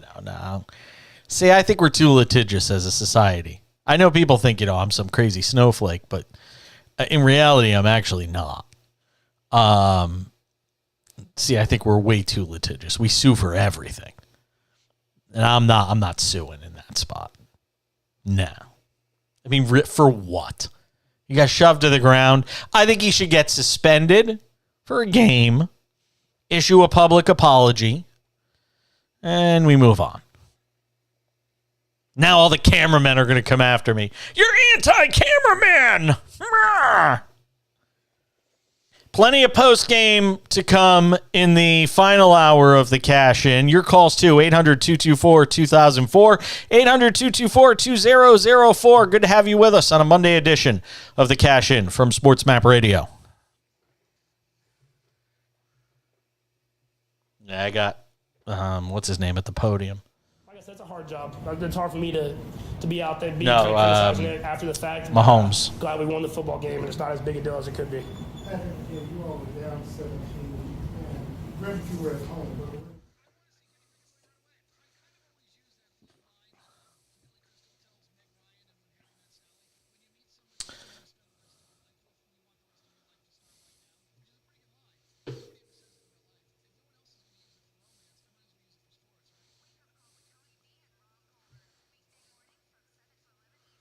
It's Derek Carr's post game right now. It's like so nice to me. Until that we get to the stadium, then they gotta be mean for their friends, and Twitter. So besides that, I have so much respect for this place. And I just love the environment. I love the loudness. I love the hostileness of it. I don't know. I just enjoy it. It's hard. It makes it hard. Great crowd, great fans, great team. I've had a great team since I've been here. But I don't know. I just have always enjoyed that hostile kind of feel environment. As a competitor, you kind of, sometimes either you don't like it or you like. I just happen to like it. Thank you. Derek, after the roughing the passer call, do you feel like it was the crowd went to kind of another level in the second half and things were kind of going against you in terms of calls? So do you feel like it became a little bit of an uphill battle in that stretch there? I think Carl's a good ref. I think they do their best, and whether we agree with certain roughing the passers, Tom's this week or mine tonight, I don't know if it matters whether we agree or not. There's certain rules. They thought he landed on me. That's part of the rule. Chris made a great play on a 3-man rush. And if he didn't make that play, if he's not there, we had a touchdown to Mac. Now we got to execute it, but Mac's running free down the middle of the field, and so it's that part's frustrating because in the end of the game doesn't even really matter, But when it comes to refs, they do their best. They're doing their best, and the crowd got louder. They just booed louder. They're always loud here in Arrowhead. But they were just booing rather than just screaming. More questions, guys? That's all set. I'm sure you already asked about going for 2. Yeah. I liked it. I like being aggressive, especially on the road. We had the lead early. They come back, take the lead. Boom, we score.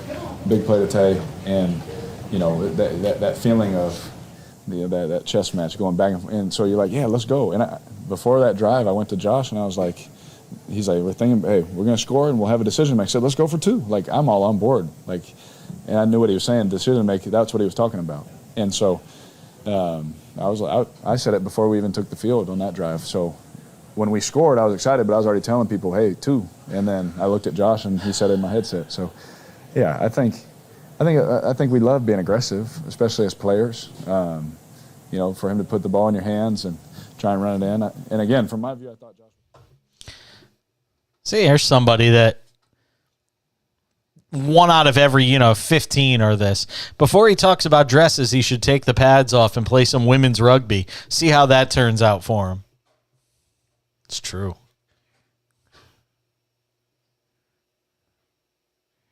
Oh, yeah, I've gotten that a bunch.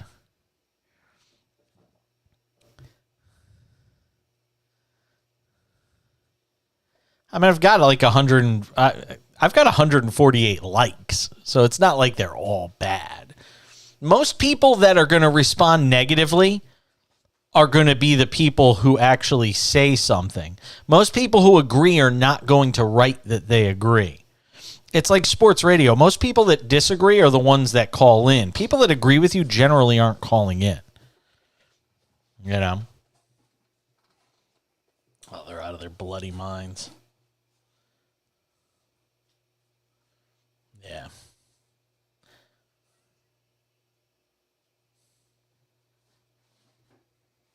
Oh, yeah. Yeah, that doesn't. I'm so used to that, though. I hate to say it. I've been living with that for years.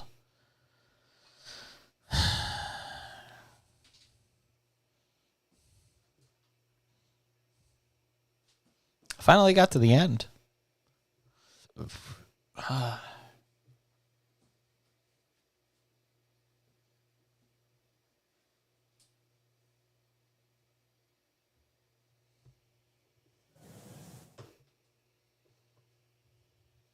Is that you whistling?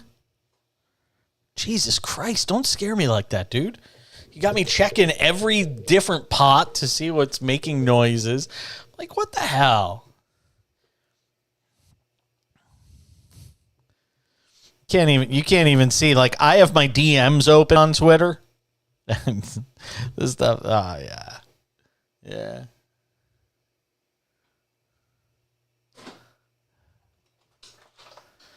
Oh, I laugh at it.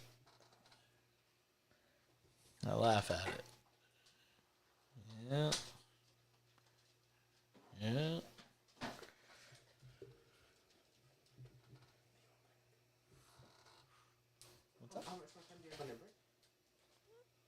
A minute, and then I have 2.5 minute segment and then another 3-minute break. Okay. Then I'm gonna take out some trash. Then I'll just I'll take the car key with the fob since I can't get it otherwise. You okay with that? Yeah, that's fine. And I'll drive over when I'm done.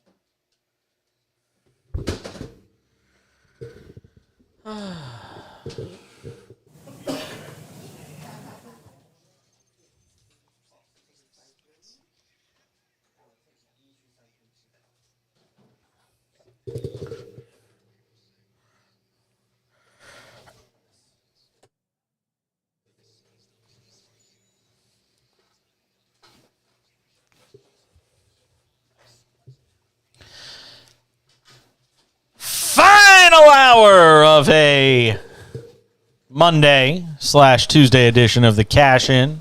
Sports Map Radio, the Sports Map Radio app. On Twitter at the back page if you want to watch the show there.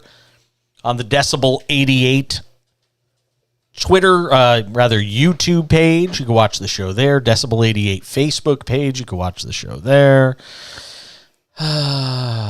Twitch, Jason Page 77. Facebook, the back page. There's so many. Or no, the Jason Page on Facebook.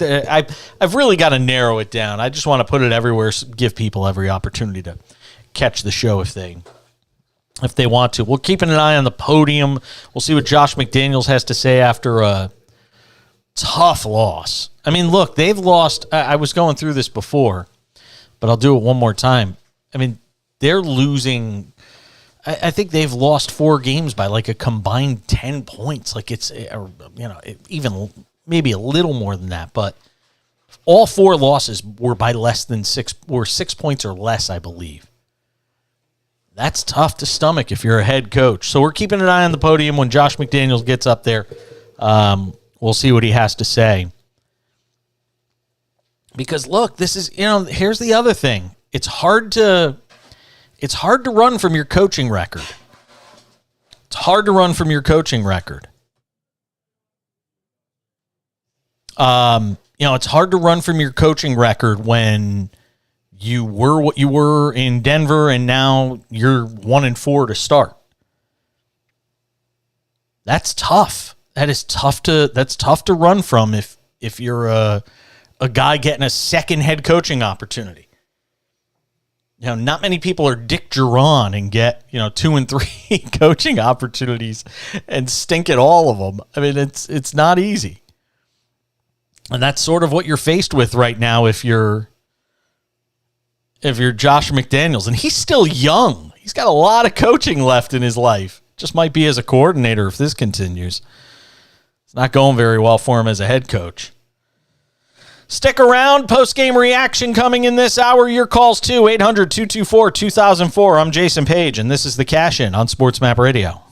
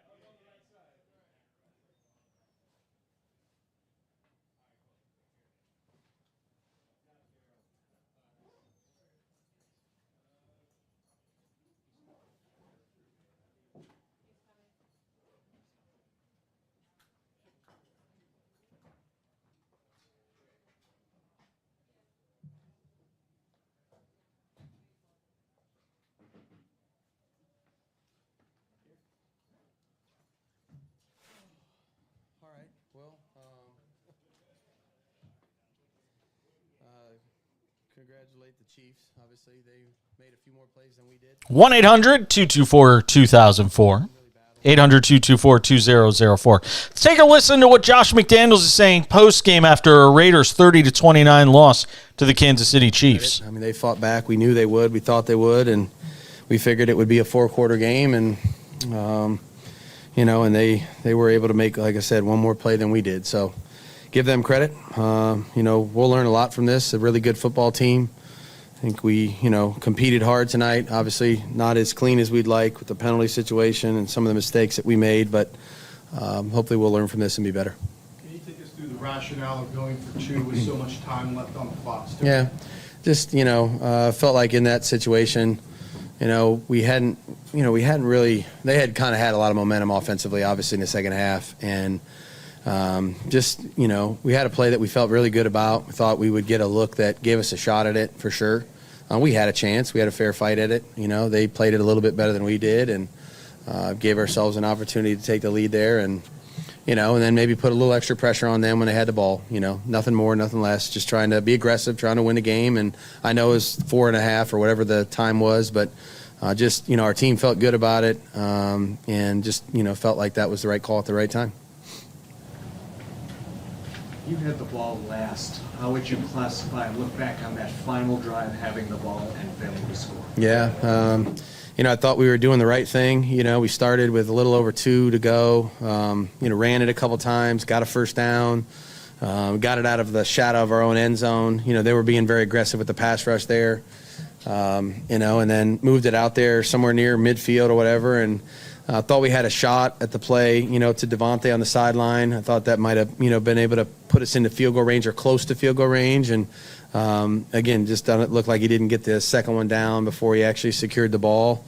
And then they came after us on the 4th and 1. We figured that would be what it was. I mean, they brought everybody. We had a chance, and we unfortunately had a couple guys that were, they weren't running the same route, but they ended up, in the same area and hit each other. So, again, I thought our team battled and, gave ourselves an opportunity, and we just didn't make one or two plays there at the end to finish it.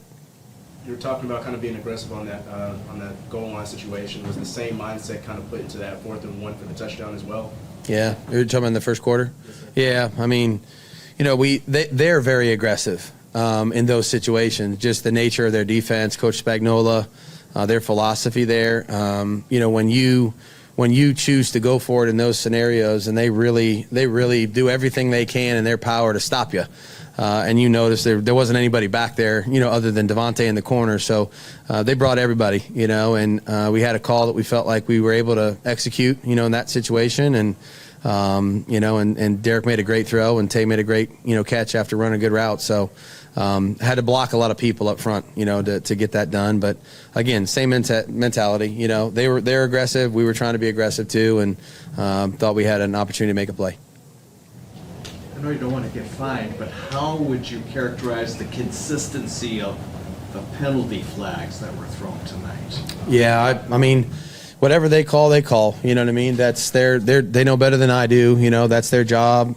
We respect what they do and how they do it. They got a difficult job. And I'll never stand up here and say that cost us anything in the game. I mean, that we got penalized, they got penalized. It is what it is. I know this. We can coach it and play it cleaner than we did. You know what I mean? And so that's what I'm going to take away from the game is try to coach it better, try to get our guys to execute it better.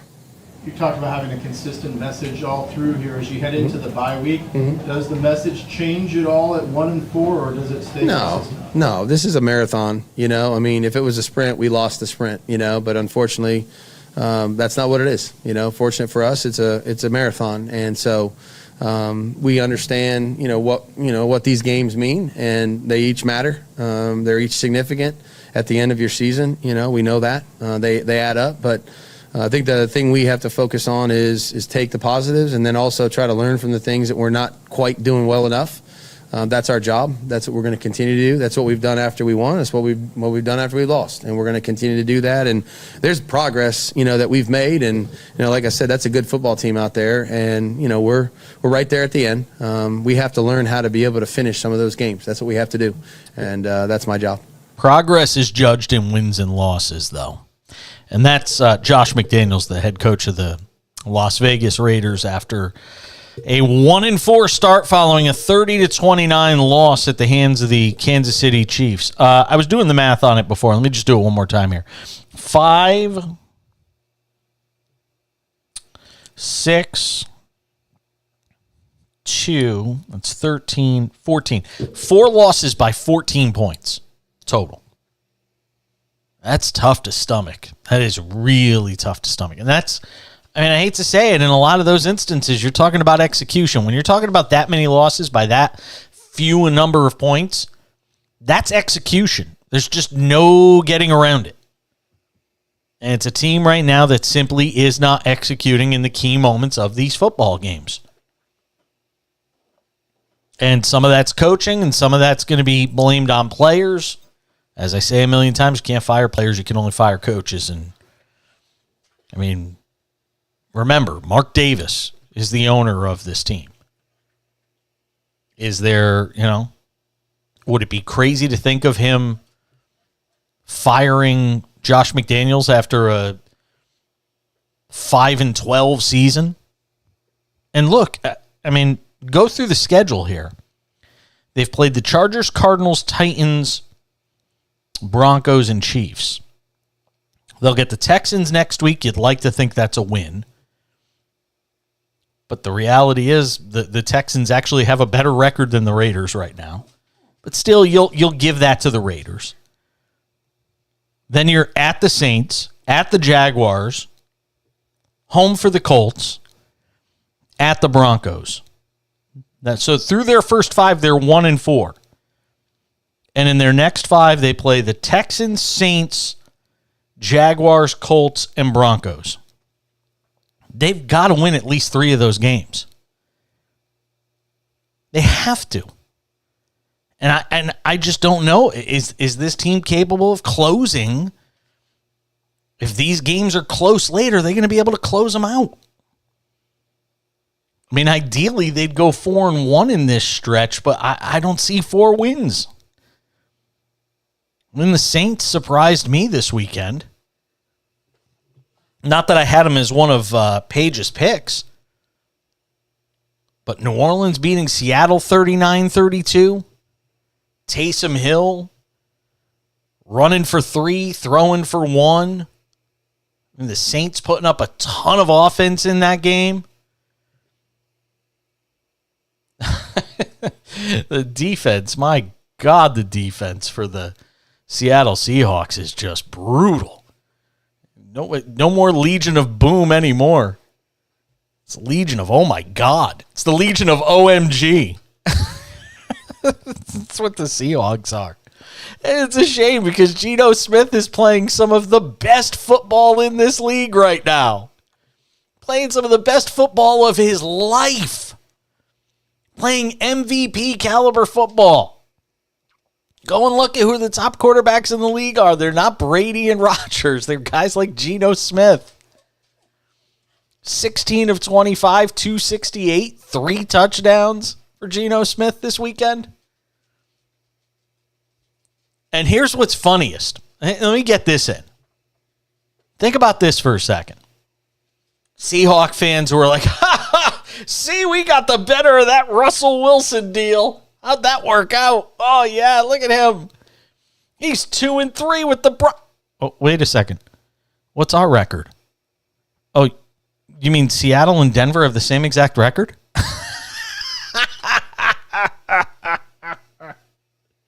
I mean, come on. You can't celebrate anything in Seattle except your Mariners. You can't celebrate anything. You're both 2-3. No, right now, nobody's got the better of that situation. You want to make the argument they got the better quarterback? Fine, you're both 2-3. So what does it mean at the end of the day? Not a heck of a lot. It's just crazy. It really is. 800-224-2004. 800-224-2004. You know who is sitting pretty? The Cowboys are sitting pretty. I'm telling you, I may go buy a Cowboys jersey. And I'm not just saying that because we're on in Dallas. Because we're on in a lot of places, quite honestly. I don't have time to list them all.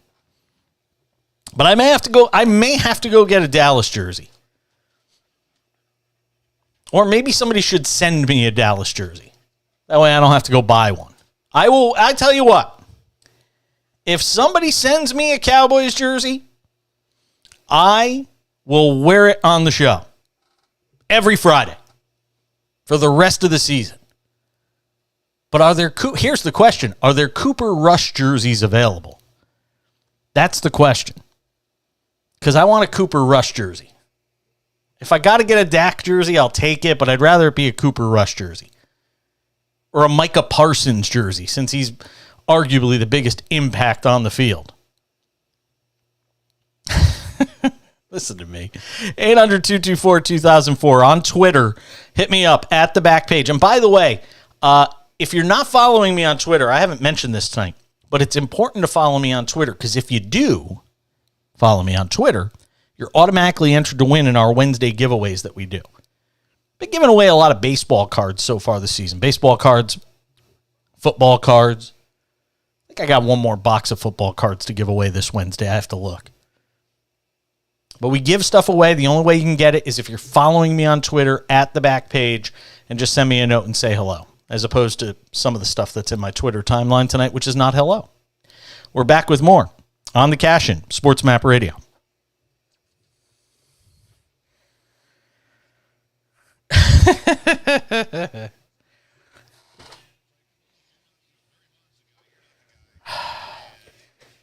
Dickie, why are you a basket case right now?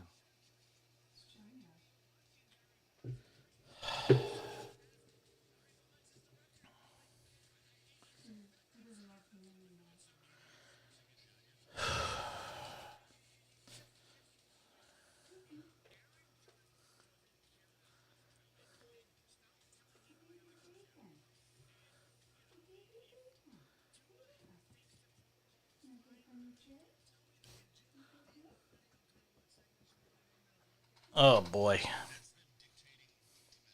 You'd be better off picking than me because I've just been kind of flowing tonight.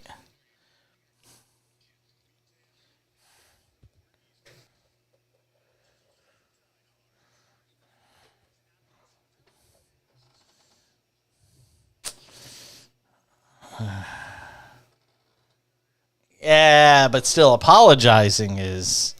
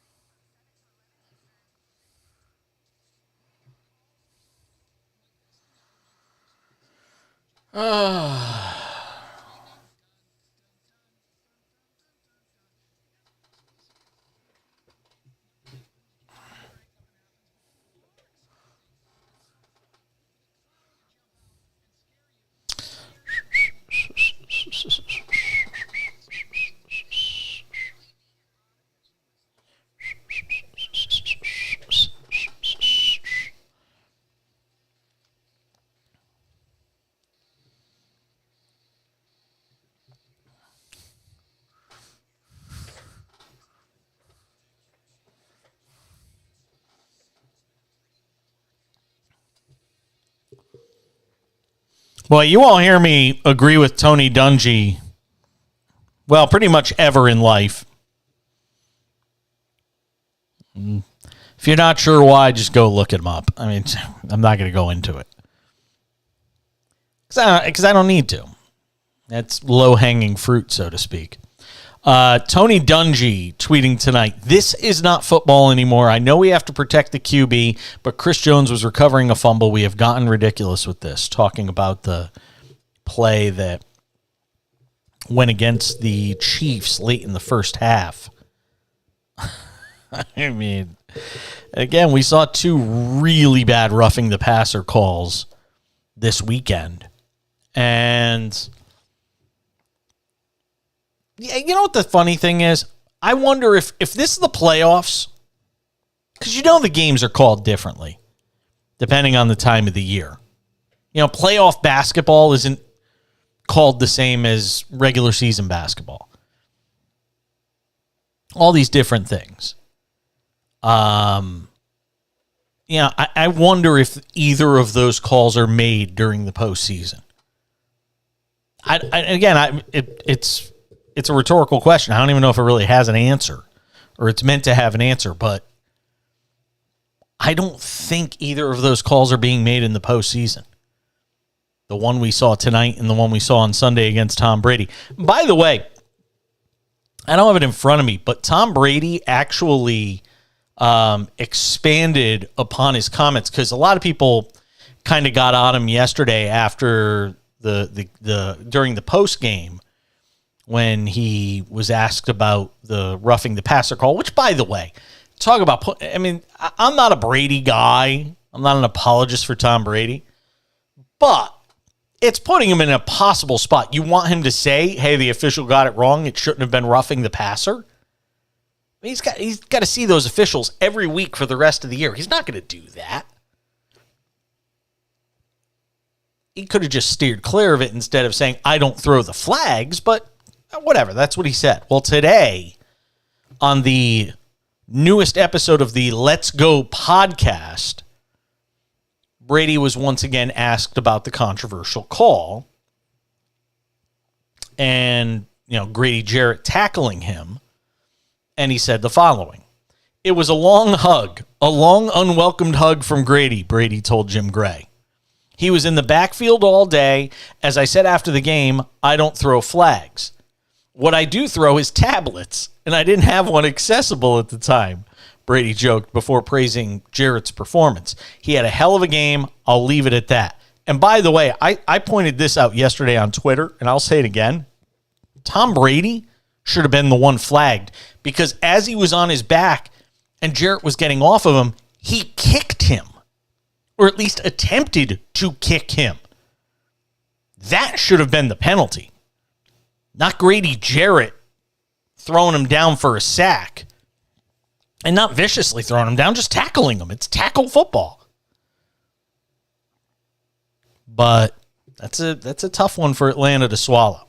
And then, you know what's amazing? And we were just listening to Josh McDaniels in the opening segment of this hour talking about the way this game was officiated and talking about some of the calls in the game. And I mean, they're asking him, "Hey, we know you don't want to get fined, but we're going to ask you about the officiating and hope you say something that does get you fined." And Josh McDaniels isn't allowed to say anything, which I think is nuts. You should let coaches air it out after the game on some of these calls, because God knows there is zero punishment for these officials unless it's something incredibly egregious. All of these officials keep their jobs. Nobody gets fired. Matter of fact, I think they're unionized now, and I'm not saying unions are a bad thing, but I mean, officials are strong. They're not going anywhere if they make a mistake. And there are some notoriously bad officials that still have jobs in this league year after year after year. But if you're a coach and you've been wronged or your team's been screwed by one of these calls, it's a bit crazy that you're not allowed to say a single word. Don't call them out. You get fined. Or worse. Which is just, again, it's absolutely nuts. Somebody pointed it out tonight, which I thought was interesting. Somebody who writes for, I can't remember who. I liked their tweet, and I don't have it in front of me right now. But somebody whose tweet that I liked, we'll just say that, put up a really interesting point. In this day and age now, and this is a problem for professional sports, and it's especially a problem now that they're getting into bed with gambling. And look, I do a show that has a pretty sizable focus on sports betting and fantasy sports, and all those things are great.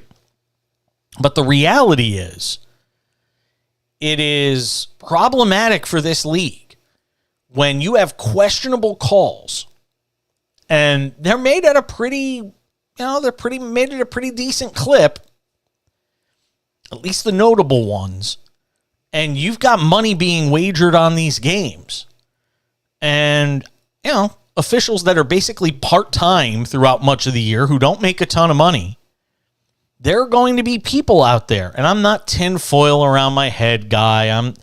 I'm not conspiracy theory guy. I've never been that guy.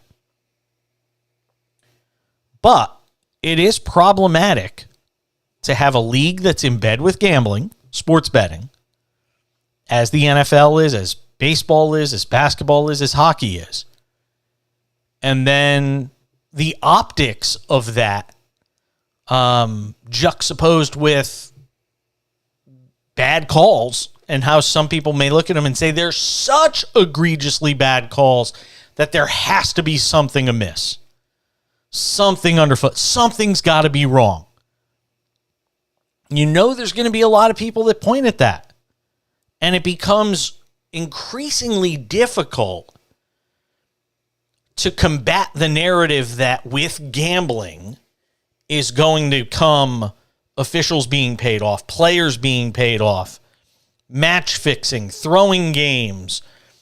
Again, this stuff was happening with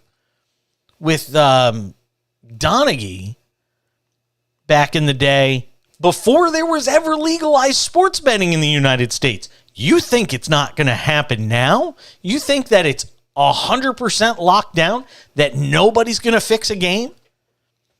That some Oklahoma City Houston game that means nothing to the NBA regular season, that means nothing when it comes to the postseason? You're telling me that's the easiest game in the world to fix? Nobody cares about it. And again, this is not conspiracy theory guy talking. I'm the guy that laughs at conspiracy theory when they say sports is fixed. I'm the guy that'll laugh at you when you say that. But prove me wrong when I say Oklahoma City and Houston playing a game in, February, when both teams are already basically mathematically eliminated from the postseason. Tell me that game isn't easy to fix and that it couldn't be fixed. Who would care? Other than the people with money on it, who would care? The 12,000 people at the Toyota Center?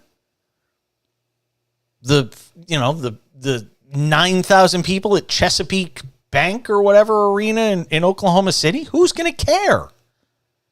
Nobody's going to care. And the bad calls just adds to it. It really does. It's going to cause people to question whether or not what they're seeing is real. 1-800-224-2004, 800-224-2004. Hit me up on Twitter at The Back Page. A couple of NBA items to get to. We'll do that as we continue on the Cash In at Sports Map Radio.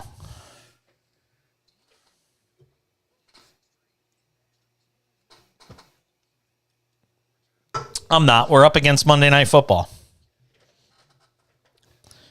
It's just, if we're on a station that's carrying Westwood 1 NFL football, we're the first 2 hours of the show are gone. You know what I mean? I know I'm up against it on those nights. I mean, even in Dallas, which I love that we're on in Dallas, but when they play a West Coast game, we won't be heard in Dallas when they're playing a West Coast game. We'll be on, when they're on the East Coast or when they're playing at home. But we're not getting heard on a West Coast game. Denver, Phoenix, Clippers, Lakers, Portland, Sacramento. We're not Utah. You know what I mean? It's just the reality.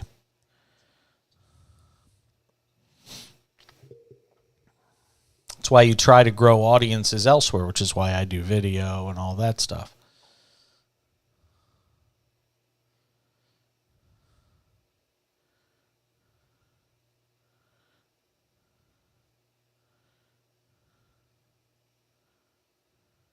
Yeah.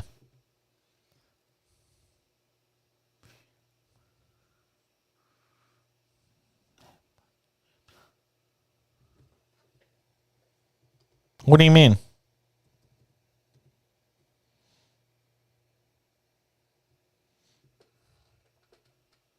Oh, Jock Market. Yeah. Yeah, we're working. We haven't even really hit our stride yet because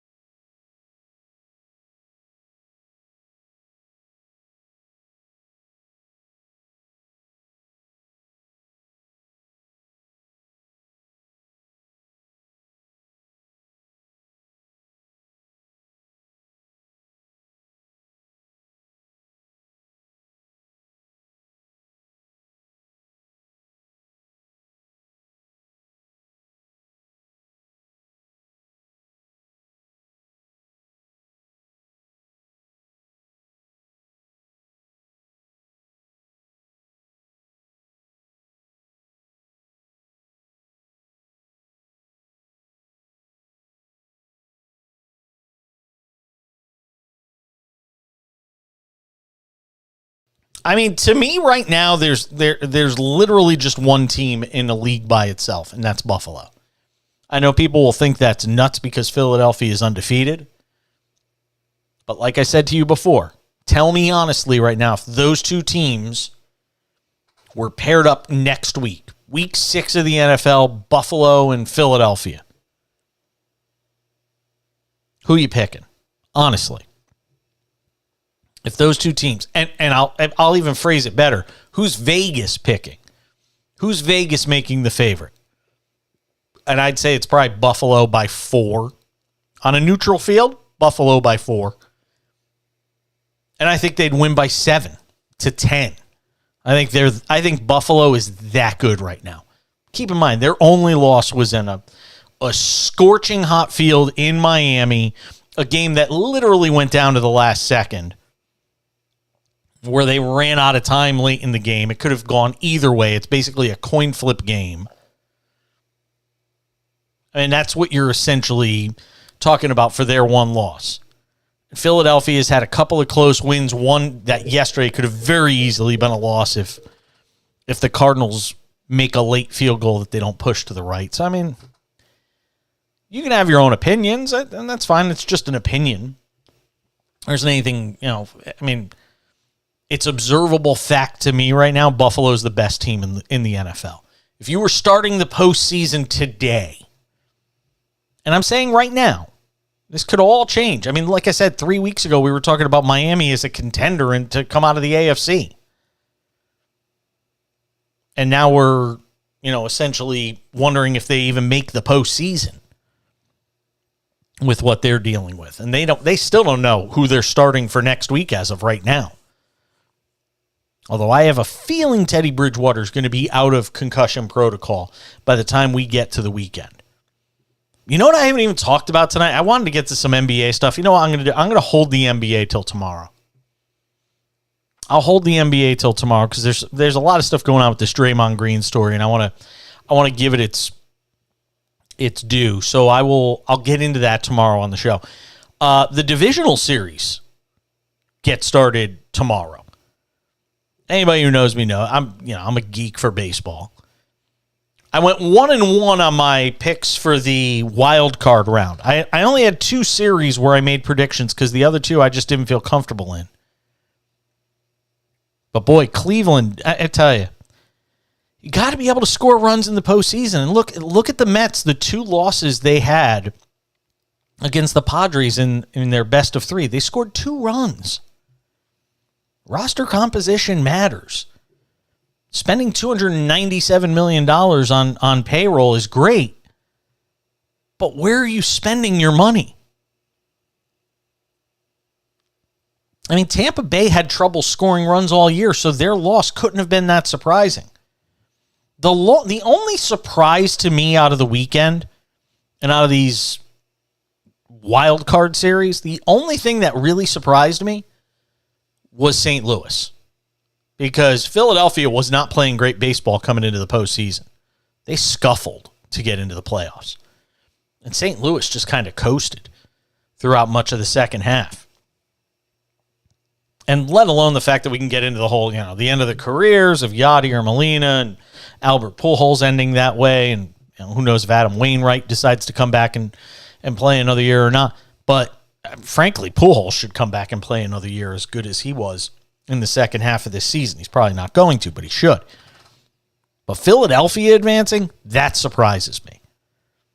San Diego and the Dodgers in the next round, sign me up. I think the Braves have to be thrilled to see the Phillies. I do not think Houston is thrilled to see Seattle. Those teams obviously know each other really well. They play each other about 700 times during the regular season. Yes, I'm exaggerating. And the Yankees have to be thrilled to get the Guardians. I mean, the Yankees have owned the Guardians over the years. Over the last decade or so. They have owned the Guardians. So I think you're thrilled with that matchup if you're the Yankees. Cal Quantrill versus Garrett Cole. So I'm going to pick all 4 of these DS series. Not something I typically do, but I will pick all 4 series. And I'm going to go Atlanta. Oh, boy. I can see our buddy. Well, I won't say his name. I don't want to call him out on the air because he can't respond. I think it's going to be Seattle, Atlanta, the Yankees, and I'm going to go with the Dodgers. But that's the one I'm most curious. That's the series I am most curious to see. That's the series that intrigues me the most. San Diego, I tell you, that's a confident bunch. And they played really well going into the postseason. I know how good the Dodgers are. I have questions about the back end of that bullpen. But I'm still going to go with the Dodgers. Even though my gut tells me San Diego, my head tells me the Dodgers. You got picks for the postseason? 1-800-224-2004. 800-224-2004. You can hit me up on Twitter as well, at the back page. Again, hit me up on Twitter at the back page if you want to weigh in on the postseason as it relates to this divisional series round, which I think is going to be quite interesting. But I think the Yankees, I think the Yankees got the easiest path right now to a league championship series. I think the Mariners are going to make life miserable for the Astros. Those games in T-Mobile Field in Seattle are going to be. Can I use a term the kids use? You ready for this one, Belmer? You're young. You'll appreciate this. Those series and those games in Seattle are going to be off the chain. Do people still say that? Why you guys always make me feel old? Trying, man. I'm 45, and you guys make me feel like I'm 65. Call me boomer or something. Just saying. Killing me. I'm geeked for this post. Yeah, tomorrow's one of those days. Starting at 10 a.m. I just lock myself in the living room on the couch. Be watching baseball all day. Baseball, I'll have 2 screens going. At one point in the afternoon, I'll have 2 screens going for the 2 early games, the 1 p.m. Eastern and the 3:30 p.m. Eastern. I'll have 2 screens going. Then you get the Yankees late. Perfect time. Notice the team they put in prime time, everybody. Got to be the Yankees. They know what's going to draw. Let me talk to Paul in Austin, Texas. Wants to talk to us on the cash in. Paul, you're on with Jason Page on Sports Map Radio. What's up, my man?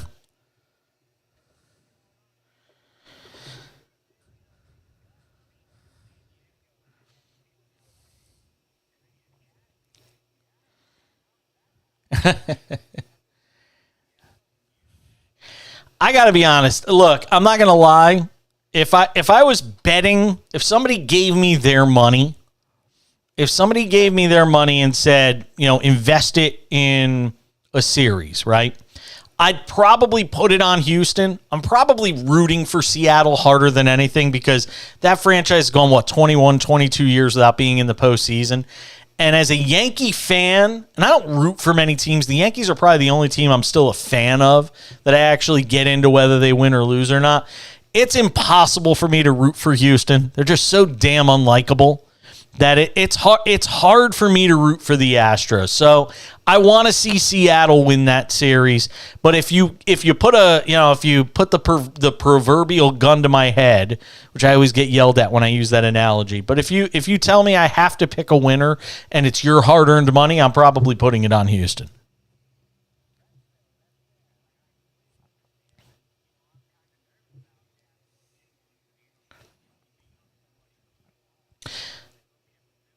And Luis, and look, here's the here. You know what? That series is going to be fun to watch because Luis Castillo has been a lockdown starting pitcher. You know how good Verlander's been.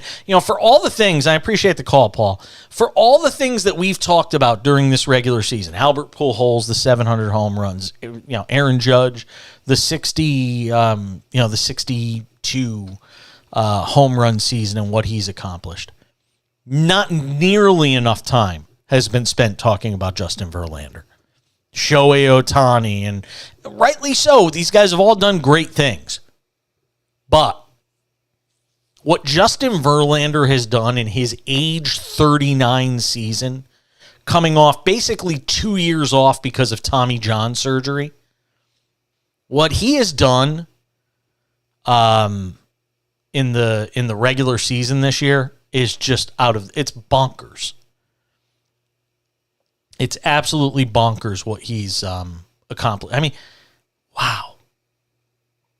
18-4 with a 1.75 ERA. I mean, soak that in for a second. As my old colleague of mine used to say, marinate in that for a moment. 18-4, 1.75 ERA.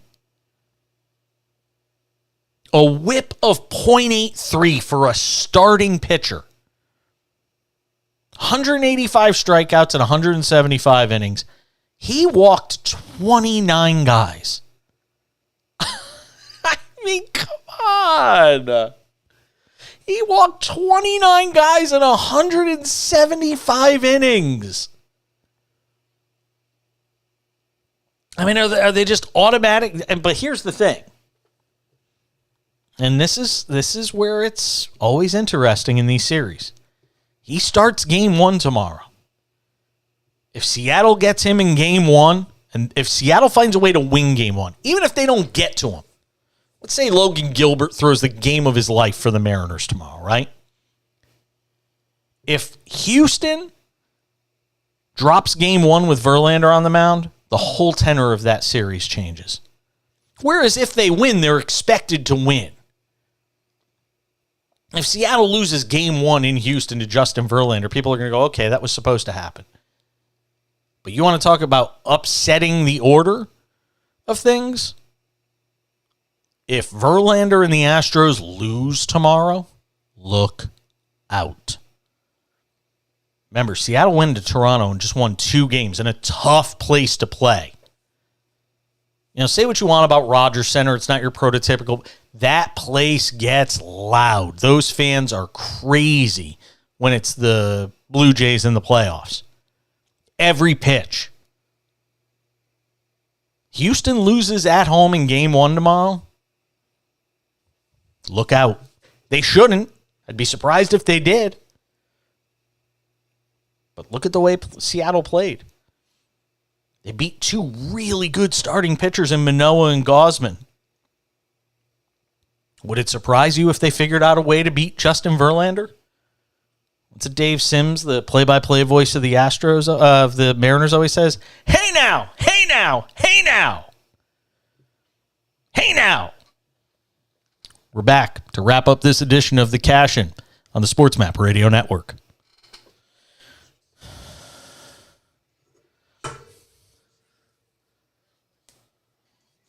I will try to have an answer.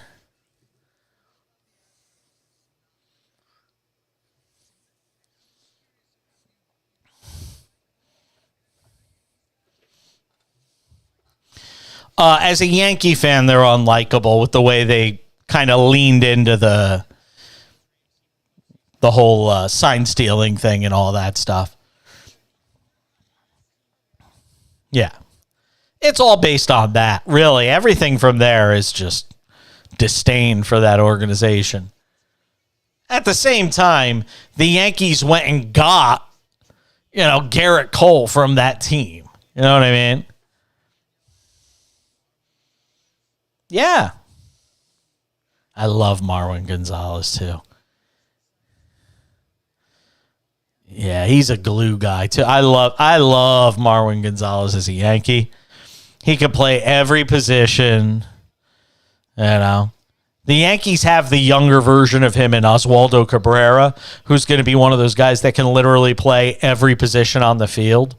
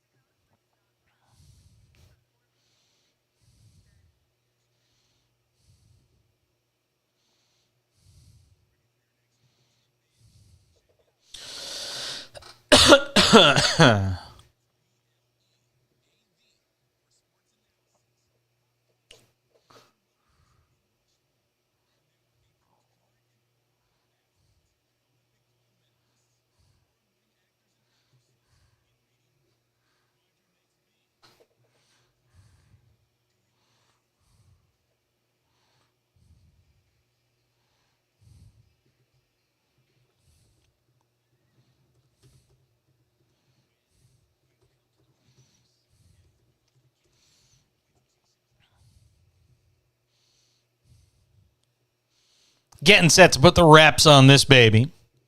Hey, if you haven't done so yet, it's time for you to download the Jock Market app. Jock MKT, it's called. Go over to your app store, on whatever your device of choice is, and download Jock MKT.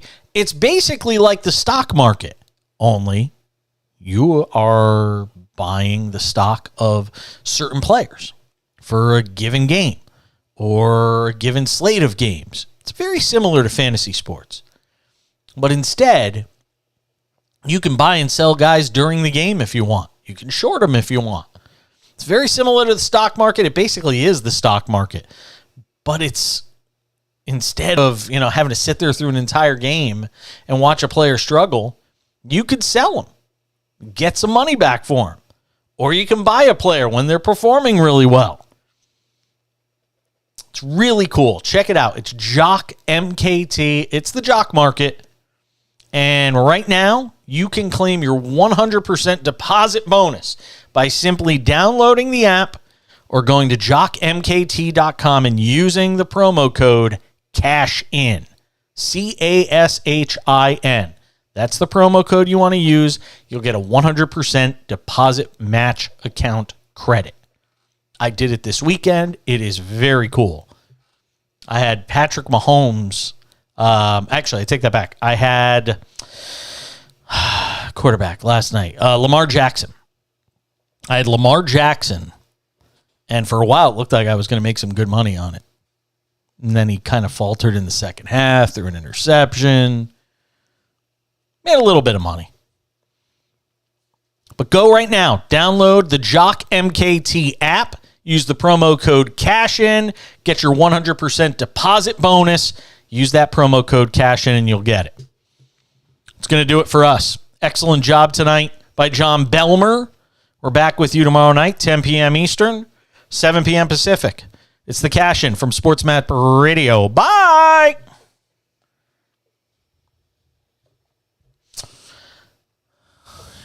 Hey, if you haven't done it yet, go and download that app. Seriously, go do a 20. Use the. I'll actually send you the link for it, and you get. It's pretty cool. You get a 100% bonus on how much you put in, and you know what the whole thing about it is? It's basically